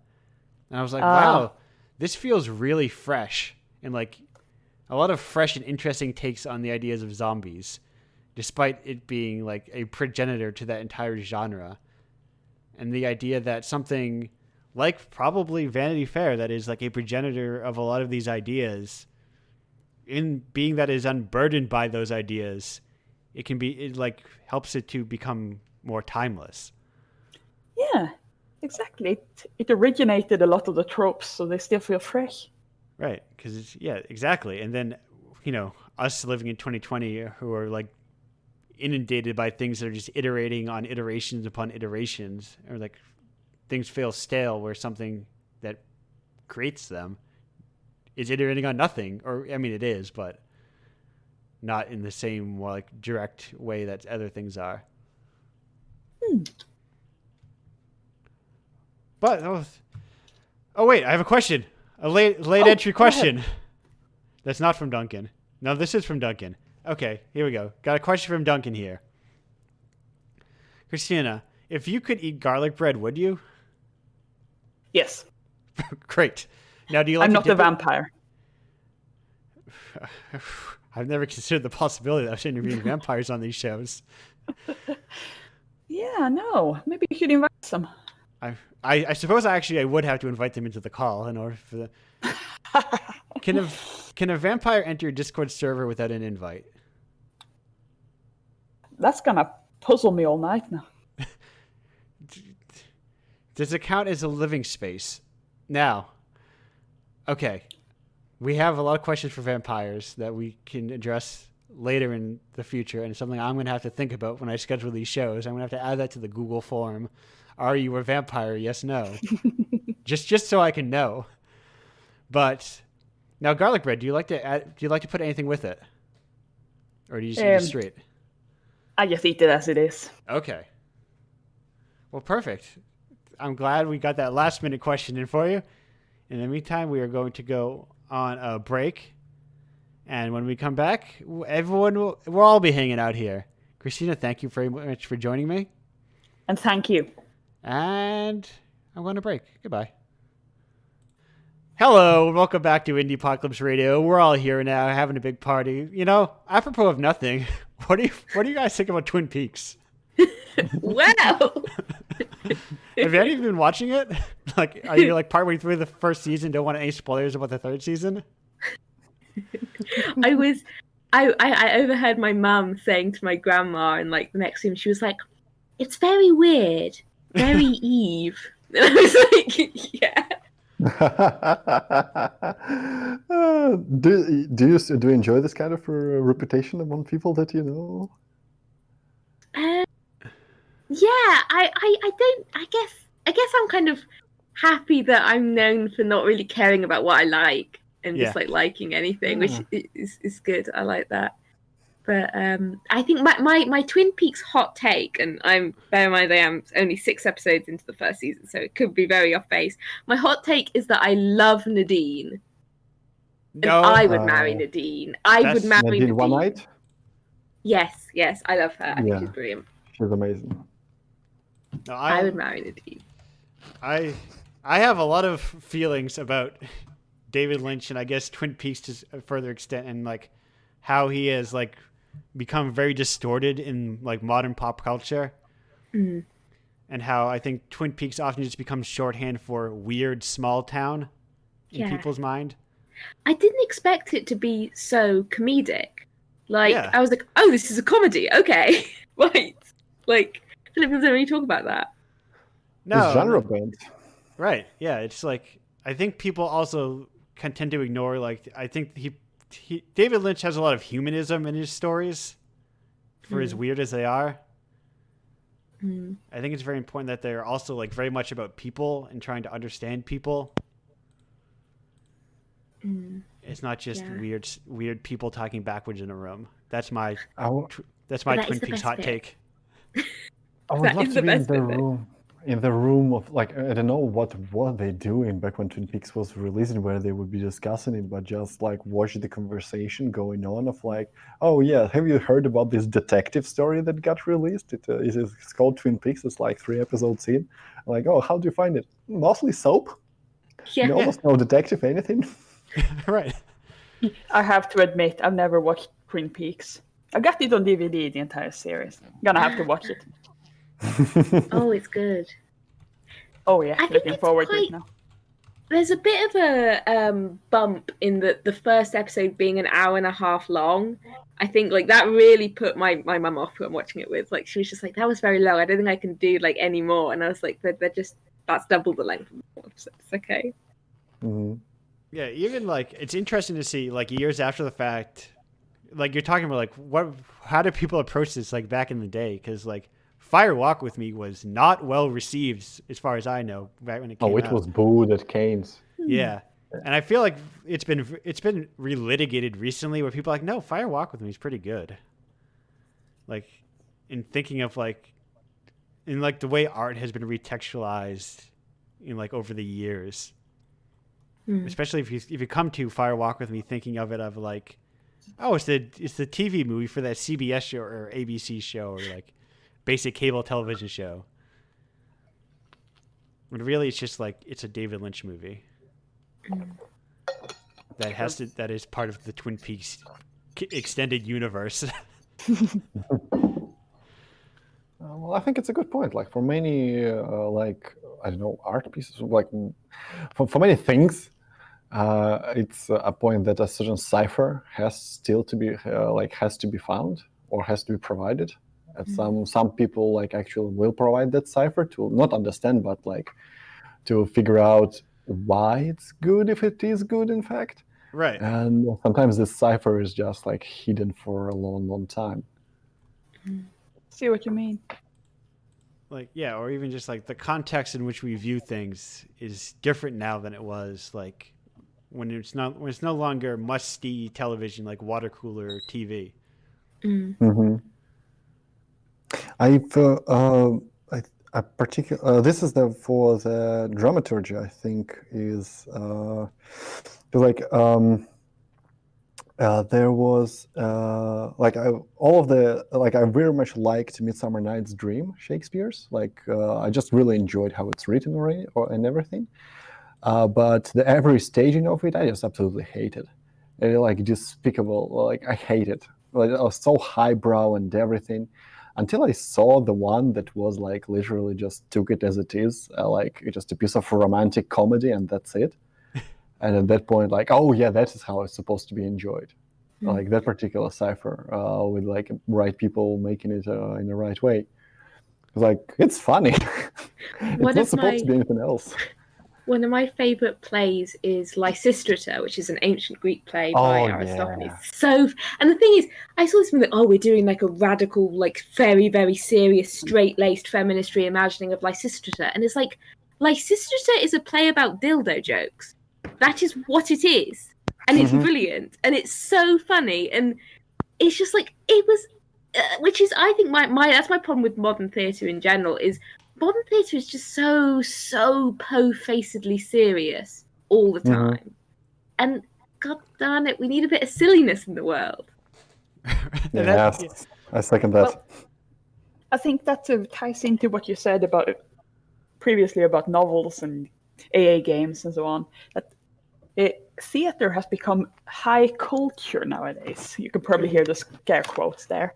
It's I mean, looking back in the late 19th century, people went to theater for fun. They went to see like adventure plays and action stories and melodrama and comedy because they didn't have cinema. And then once cinema became the sort of pop culture, then there was this shift towards theater has to be big, heavy Greek tragedy reimaginings and so on, and culture, basically. Again, scare quotes. Right. Yeah. But it doesn't have to be. Because also it's like because it becomes like a money thing. Because as physical theaters dwindle, like physical theater space only accommodates what certain people come to expect of it. Yeah, it's a feedback loop, isn't it? The theatre scene is, I think, very, very comparable to the indie games scene as well, which is that there's no money. There is just no money. And also, I think the whole thing of, I want shorter games with worse graphics. I want shorter plays with worse staging. And I'm not kidding. Right. Yeah, just two people on the stage talking shit about each other. Yeah. Like David Mamet, properly David Mamet without money. And it's like, oh, we don't have any money, so we're gonna put so this is another thing. People this is my number one pet peeve. People do like a production of Shakespeare where everyone's wearing black jeans and t-shirts and they've got all these like bare tables from IKEA and they're like, we're doing a minimalist reimagining of Shakespeare. No, you didn't have any money. And that's fine. But I'm just like, cut up some cardboard for gosh sakes. Like, make yourself a little crown. Have some fun with it. Jeez, at least dye the t-shirt.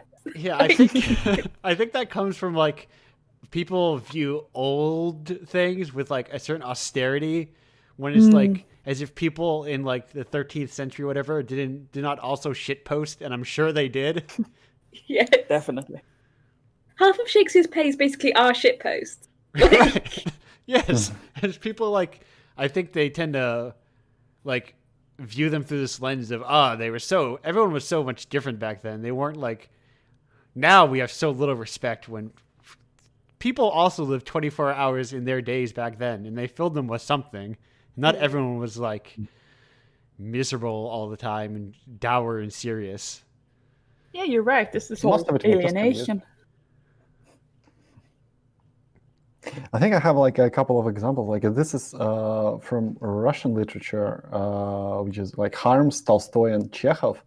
Like they're all somewhat revered, at least in Russian culture in general. Maybe Harms less so, but it's just because like we knew about him only in like 1980s because again Stalin. But like Tolstoy with War and Peace, which is a doorstopper. It's a long book, but also Tolstoy is insane, and he was literally just writing a fanfic about a war that happened. That's it. But it's revered by virtue of size, effectively. Chekhov, like Harms, he is like posthumously published. Like we don't know if it was just doodles in a diary or not. Like we have no idea if they're finished or unfinished. In some cases, they are unfinished, and there are certain attributes applied to it posthumously. And the only one out of them that is like actually is not like was the person because like Tolstoy also was rich as fuck, and he tried to be a peasant all the time. He was weird. He was an insane person. Chekhov was the only one with a job. Like Chekhov's gun and all his principle, this was because the guy has a job. He had bills to pay, and he paid them with writing. And we applied like all of those rules to these three people in the same way, even though the circumstances are extremely different. It's just the product has been left, and you can do whatever you want with them, and approach them in any way you want. But of course, in Russia, like saying anything about War and Peace other than a good thing, even though like almost none of them read it, like. It's hard to read War and Peace. Also, why would you? It takes a long time to read it. Yeah, I mean, this is like, to be fair, it probably takes about the same time as to finish Cyberpunk 2077. And to be honest, in this situation, War and Peace is a time better spent. But still, like, I mean, you might as well read a book of Chekhov and you will have like 7 stories, 7 plays that are actually good, or something like that. But can I get on Twitter and participate in the War and Peace discourse, you know? Oh my goodness. The other day I was on Twitter. No, I wasn't on Twitter. I was on Reddit, which kind of explains why it explains a lot of things about I it. dare about the never story. travel there unless I need to find information about something. And someone mentioned they were like talking about frightening scientific theories, and someone like mentioned the whole thing. I was like, oh, what if AI like got properly intelligent and rose up against us? And someone replied, oh wow, yeah, they do that in Cyberpunk 2077. And it's just like, yeah, and every other science fiction piece of media made since 1960 and probably before that. And I was just like, I can't face like an entire year of people doing like hot takes about AI because they played Cyberpunk 2077. But I I'm mean, sorry, I like, just can't. and if you think about it, even before, like, they were robots, they were probably something else that was created, you know? They were, like, homunculi but the same, the same principles of, like, humanity upon these human-made creatures. Yeah, and nothing against Cyberpunk 2077. Well, actually, I probably do have a few things against Cyberpunk 2077, but like, fine. But it's like, don't treat it like it's doing something new and radical because it's not. It's fully going full cliche cyberpunk, and maybe that's okay storyline wise. Nah. I sometimes fall down nah. holes of like internet critics who clearly only watch things made by Disney and children's cartoons, and they're like, they're flailing at like critical analysis, and I'm like, I've become weirdly fascinated by it. I'm like, you have like no frame of reference. I just remembered there was a Twitter thread that in which basically jazz was renamed Persona 5 songs. Yes. I think one week I was calling the like name something besides a game segment. The Shibuya is an actual place not from Persona 5 Memorial segment, because I remember seeing posts of people like, oh, this is like Persona 5, and it's just like, no, this is like they were talking about the new World Ends With You game, and people were like, oh, big Persona vibes. It's like, well, no, it's not big Persona vibes. It's big Shibuya vibes. That place in Japan that both games take place in. But yeah, people like, and you see like there is the reference they want to have and the dots they want to connect, but like the cultural like touchstones are like just beyond their like point of view. I think this is the level of specificity that is like hard to reach, but also very desirable. Yeah. I don't remember, like I want to say it was Malcolm Gladwell about the similarities between country and hip hop scene, where country and hip hop scene are like, they have a more contained, not contained, but they don't deliberately try to appeal to a wide audience. They deliberately want to appeal to a hardcore audience, which is why they're allowed to be more specific. Yeah. But also this specificity also creates like a certain language that persists specifically to that part. So like Shibuya being used, like what is it in Yakuza? World Ends With You, Persona. It's probably just like a lot of stuff out of Japan. It's a it's prominent area. It's just a prominent Japanese area, right? And it's very specific. So like it can be used in Japan area because like everybody knows about Shibuya and to some extent around the world. But like other than that, it's just like, oh, like this becomes just this particular game vibe or something like that, because there is a lack of understanding to get the specific reference, which is like not a specific reference, it's just a specific thing, specific setting that happens. It's like Chernobyl power station for like Soviet Union is effectively that. It's like New York, Times Square, for example. It's just like, it's a very specific thing that just everybody will understand. At this point, Shibuya is becoming one of those things. Yeah. But like you can't get in the other way. Like if you make a game about something very specific and that specific thing just hits, like it will be also like effectively like just attached to that. I had an idea in mind for a long time to do something that is set in 1910s St. Petersburg. But it's still cooking up in the back of my head. But like one of my biggest fears, like people would just say like, oh, it has a very nice Victorian London vibes, and that would have to stab a lot of people. Yes, that is like right. They're like outside of what's it like in the broad, especially like with the the Hollywood machine is a big and effective machine, and it like tends to drown out a lot of other stuff, and it also tends to flatten and genericize, non-U.S. countries. This really reminds me. Oh, sorry, go on. No, I was gonna say also it tends to genericize and flatten the United States as well. Yeah, this really reminds me. But I don't know if any of you guys saw the thing about the guy on Wikipedia who had been doing the Scots language entries for everything, and he didn't know Scots. He had just been doing it all in like this caricaturized Scottish accent. He was like an American dude, and yeah, and so people say, well, he's actually gone a long way into basically contributing to the destruction of the already very endangered Scots language. Yeah. And it made me so angry because like I learned a bit of Scots in school and Scottish people. I remember that. Yeah, and we're really, we're really proud of it because Scots is a beautiful language as well.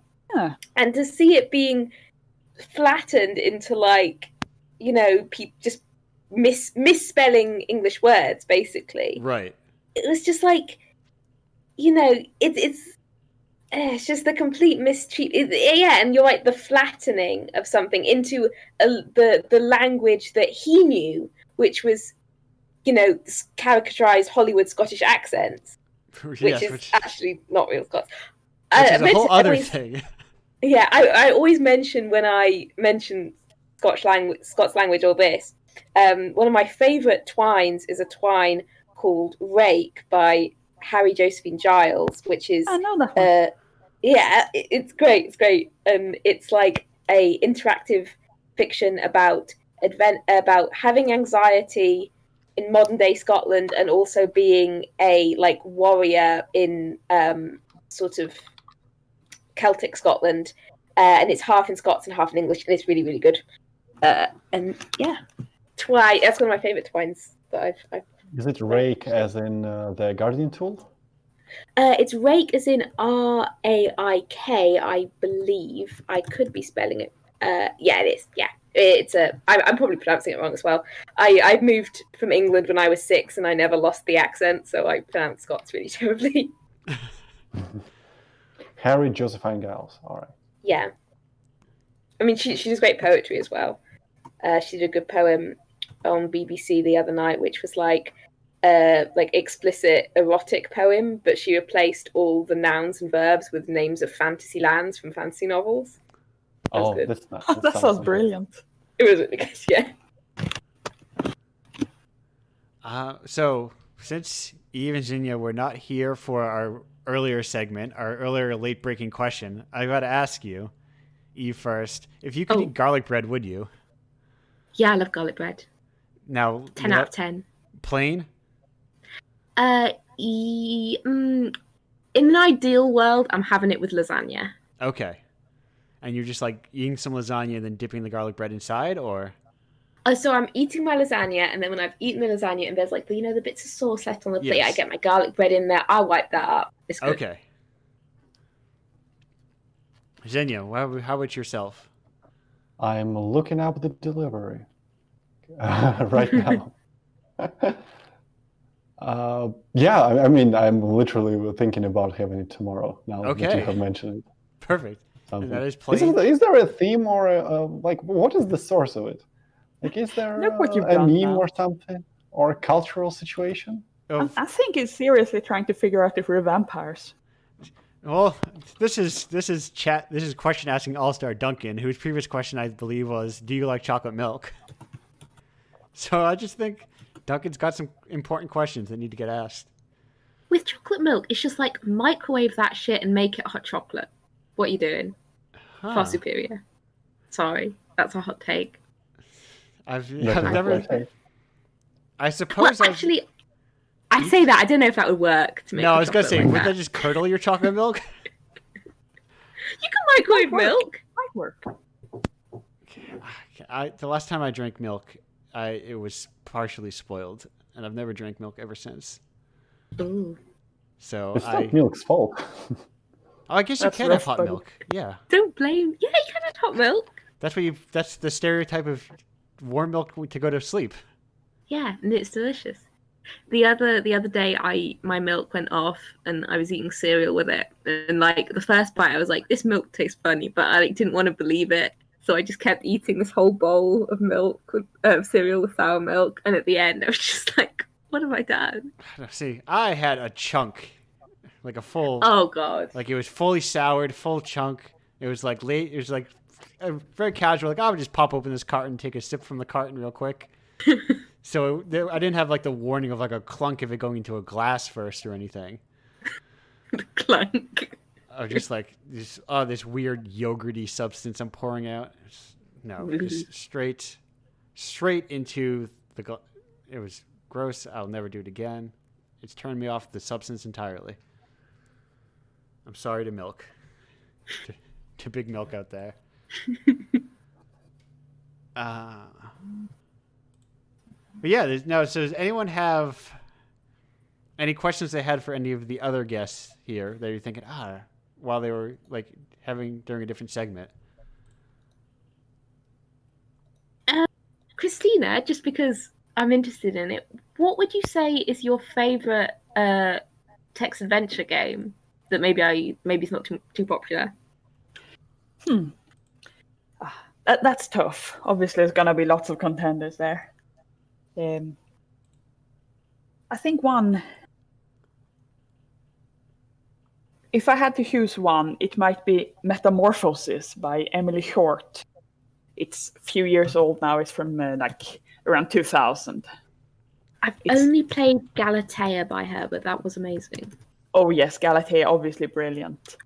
Metamorphosis, I think, is the best written text adventure game I played. It's very much sort of lonely character exploring a mystical world with no NPCs, not much danger, but very much sort of mystery and darkness and loneliness. It's based on a bunch of alchemical puzzles where the puzzles are really well designed.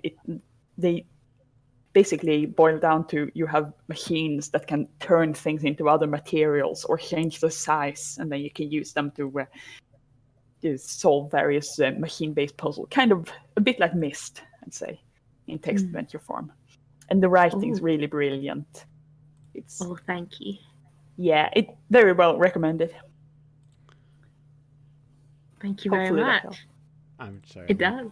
I'm looking up emails because I think Emily Short will be at an event coming up soon that I will also be at, but I'm looking at the exhibitor list. So I'm just gonna vamp and fill air then. So hey everyone, how's it going? What do people think about video games and playing video games? Interesting, huh? It's weird how you like plug a thing into a box and then it just like opens up a new world, wouldn't you say? Yeah. Fascinating. I found me and my brother's old Game Boy Advance because I'm staying at my parents' house over Christmas break, and I'm playing Link's Awakening DX for the first time, and I'm like, the GBA is a really good system. It's a really good little console. Yeah, I've been playing somewhat recently through all of my I had a moment where I was collecting old games like before there was a boom at it, and I realized some of them are very expensive now. So I got in very early and lucky to get like my copy of Earthbound and stuff. Oh. But yes, I've been playing through a lot of them, and just because I'm fascinated by old games and old design, and like games are bad at preservation and that sort of thing, unless you are like the most popular. Can you think of a game? This is a question I think I've been thinking about, because I think it's very easy to find other forms of art to which this applies.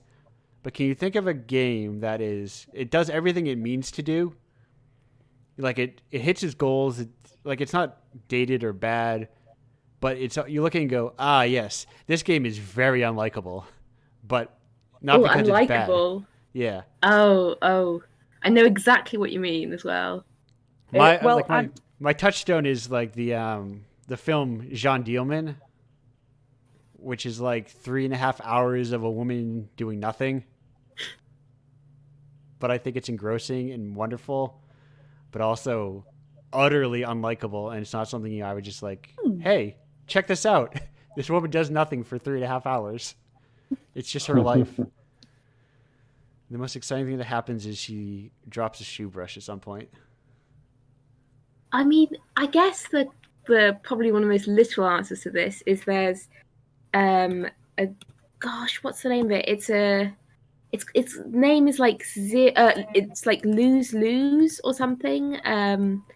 And it's a game, so it's a sort of reskin of Space Invaders. Okay, yes, I think I know where this is going. I'm happy. I'm excited Yeah, for it's this. a reskin. I'm sure everyone here knows it. It's, I guess, kind of famous in the indie game scene, but it's the reskin of Space Invaders where every time you successfully hit an alien, it randomly deletes a file from your computer, like any file. Oh my god.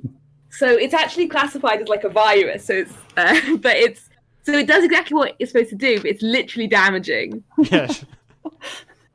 That's awful. I love it. Perhaps a very extreme version of it, but good nonetheless. Yeah.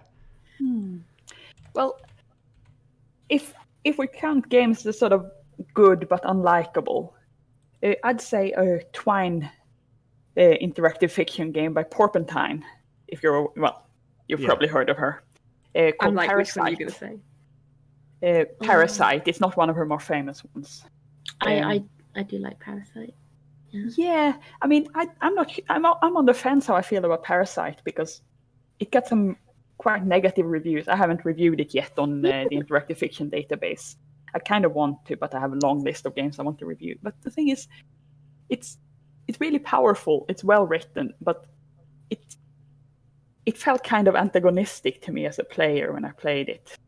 Because it's, I mean, not spoiling too much here, Porpentine is a trans woman, and a lot of her game, well, not all obviously, but her games tend to tie into things like the discrimination she faces as transgender and the sort of general society bias about gender and sexuality.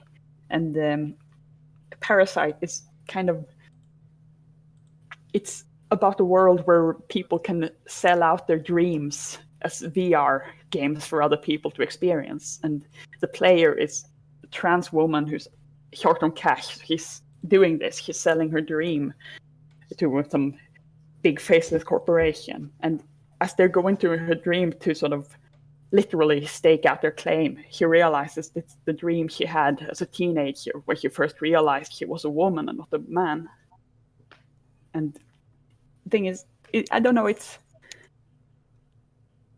a really good image, but it's so personal. I kind of didn't know whether it was... I don't know how to finish this sentence. Right, no. I mean, I think similarly, like in the terms of getting bad reviews, but that I really love, I always find it funny that Cyber Queen, one of her most iconic games, has quite bad reviews on the IFDB, because people are like, this game, there's no way to win. It just kills you in increasingly horrible ways. It's like, I love Cyber Queen. It's like awesome. You're getting there. I love Cyber Queen. It was like Cyber being Queen in a rules. game version of I Have No Mouth and I Must Scream. And no, Yes. I Have No Mouth and I Must Scream also has a literal game adaptation. But yeah, it's awesome. Cyber Queen is great. I love Cyber Queen, and it's that still like, and I think I talked about this bit in my dissertation about like, I think Porpentine really plays with the thing that came up, from text parser games, which is you have this kind of antagonistic relationship with the text parser. Yeah. Because it's just like, let me go through this wall, and text parser is like, did you mean pull the wall? And it's like, no, I didn't. I mean, now that you think about it, the text parser is kind of like HAL or GLaDOS, depending on which generation you are. Or Cyber Queen herself. Oh my god, it has that voice, doesn't it? It does. What did you do to that poor washing machine?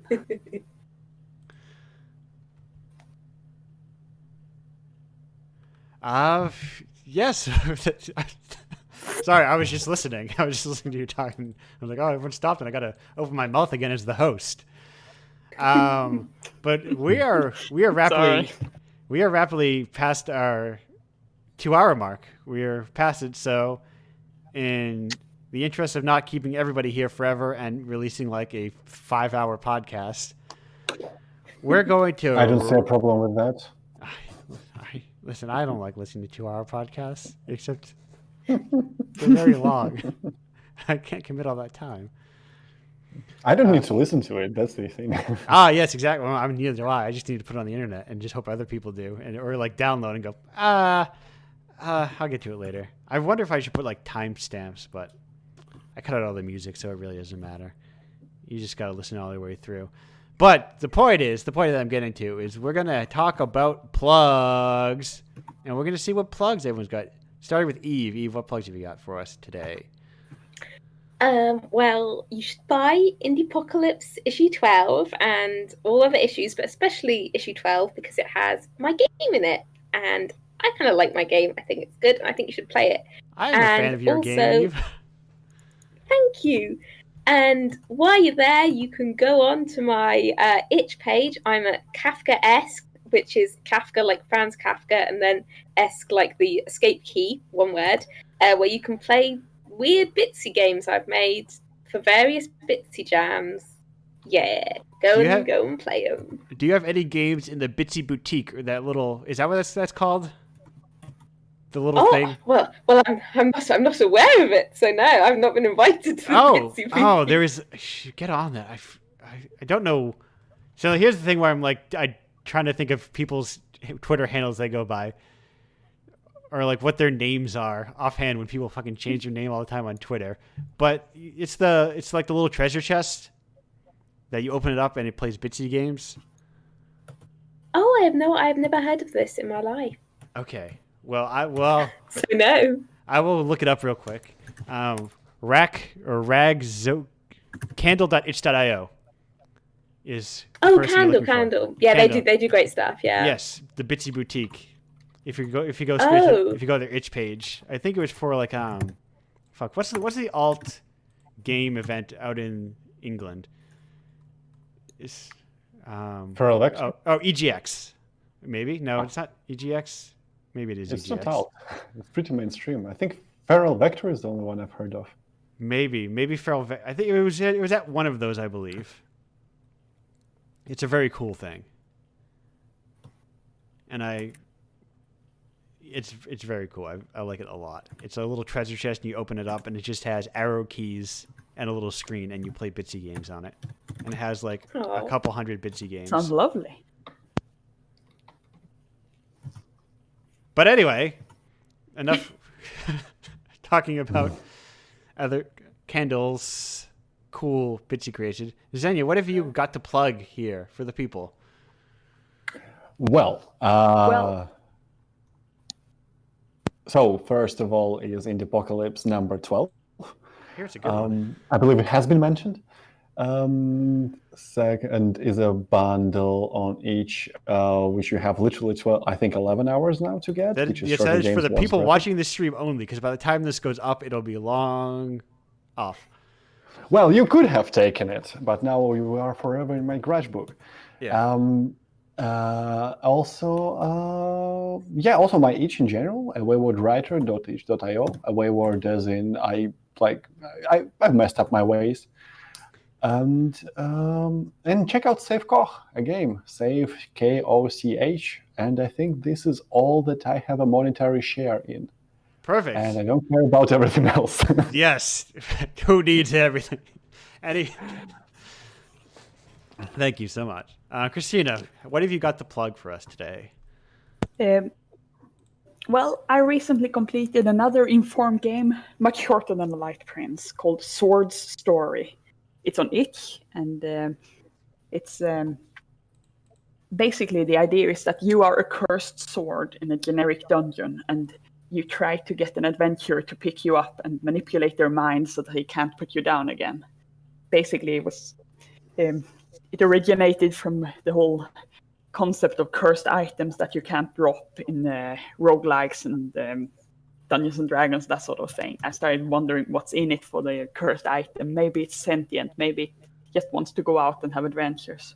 All right. So might check it out if it's of interest. And also, if you're interested, you can go and have a look at my Patreon, which is Christina Nordlander, so my real name. And I mean, I need to warn you, most of that stuff on there isn't games. Most of it is static fiction, but whatever. Most of have a read. Most of what Indiepocalypse end up being about is not games in the first place. Anyway, I am very much like interested in the world outside of games as well as games. I noticed. So yeah, it's give it a read, and if you wanted to create more, you can always push that button, ring that bell, cliche, cliche, cliche.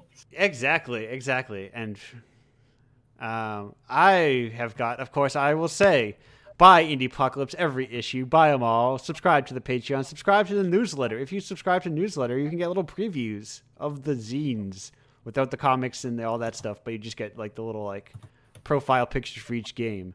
And also I email you every month to tell you it's out and you should buy it. This sounds like an excellent idea.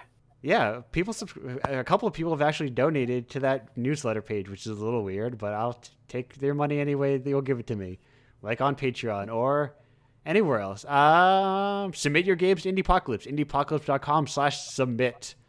Submit your comics or reviews or anything else you think would fit into a zine to indiepocalypse.com/zine. Go to Indiepocalypse Radio. Subscribe to this Twitch channel so that I may get 50 people, so that you can start giving me your Jeff Bezos money every month. And I think if you're an affiliate, you can get paid in subscriptions, but I don't think you have to run ads. I don't remember. That's it. Support Indiepocalypse. Thank you all for being here. And Thank you. well, thank you. That is the end. It's been an honor, Andrew. Well, thank you so much. I am going to transition to the ending now. Goodbye, everyone.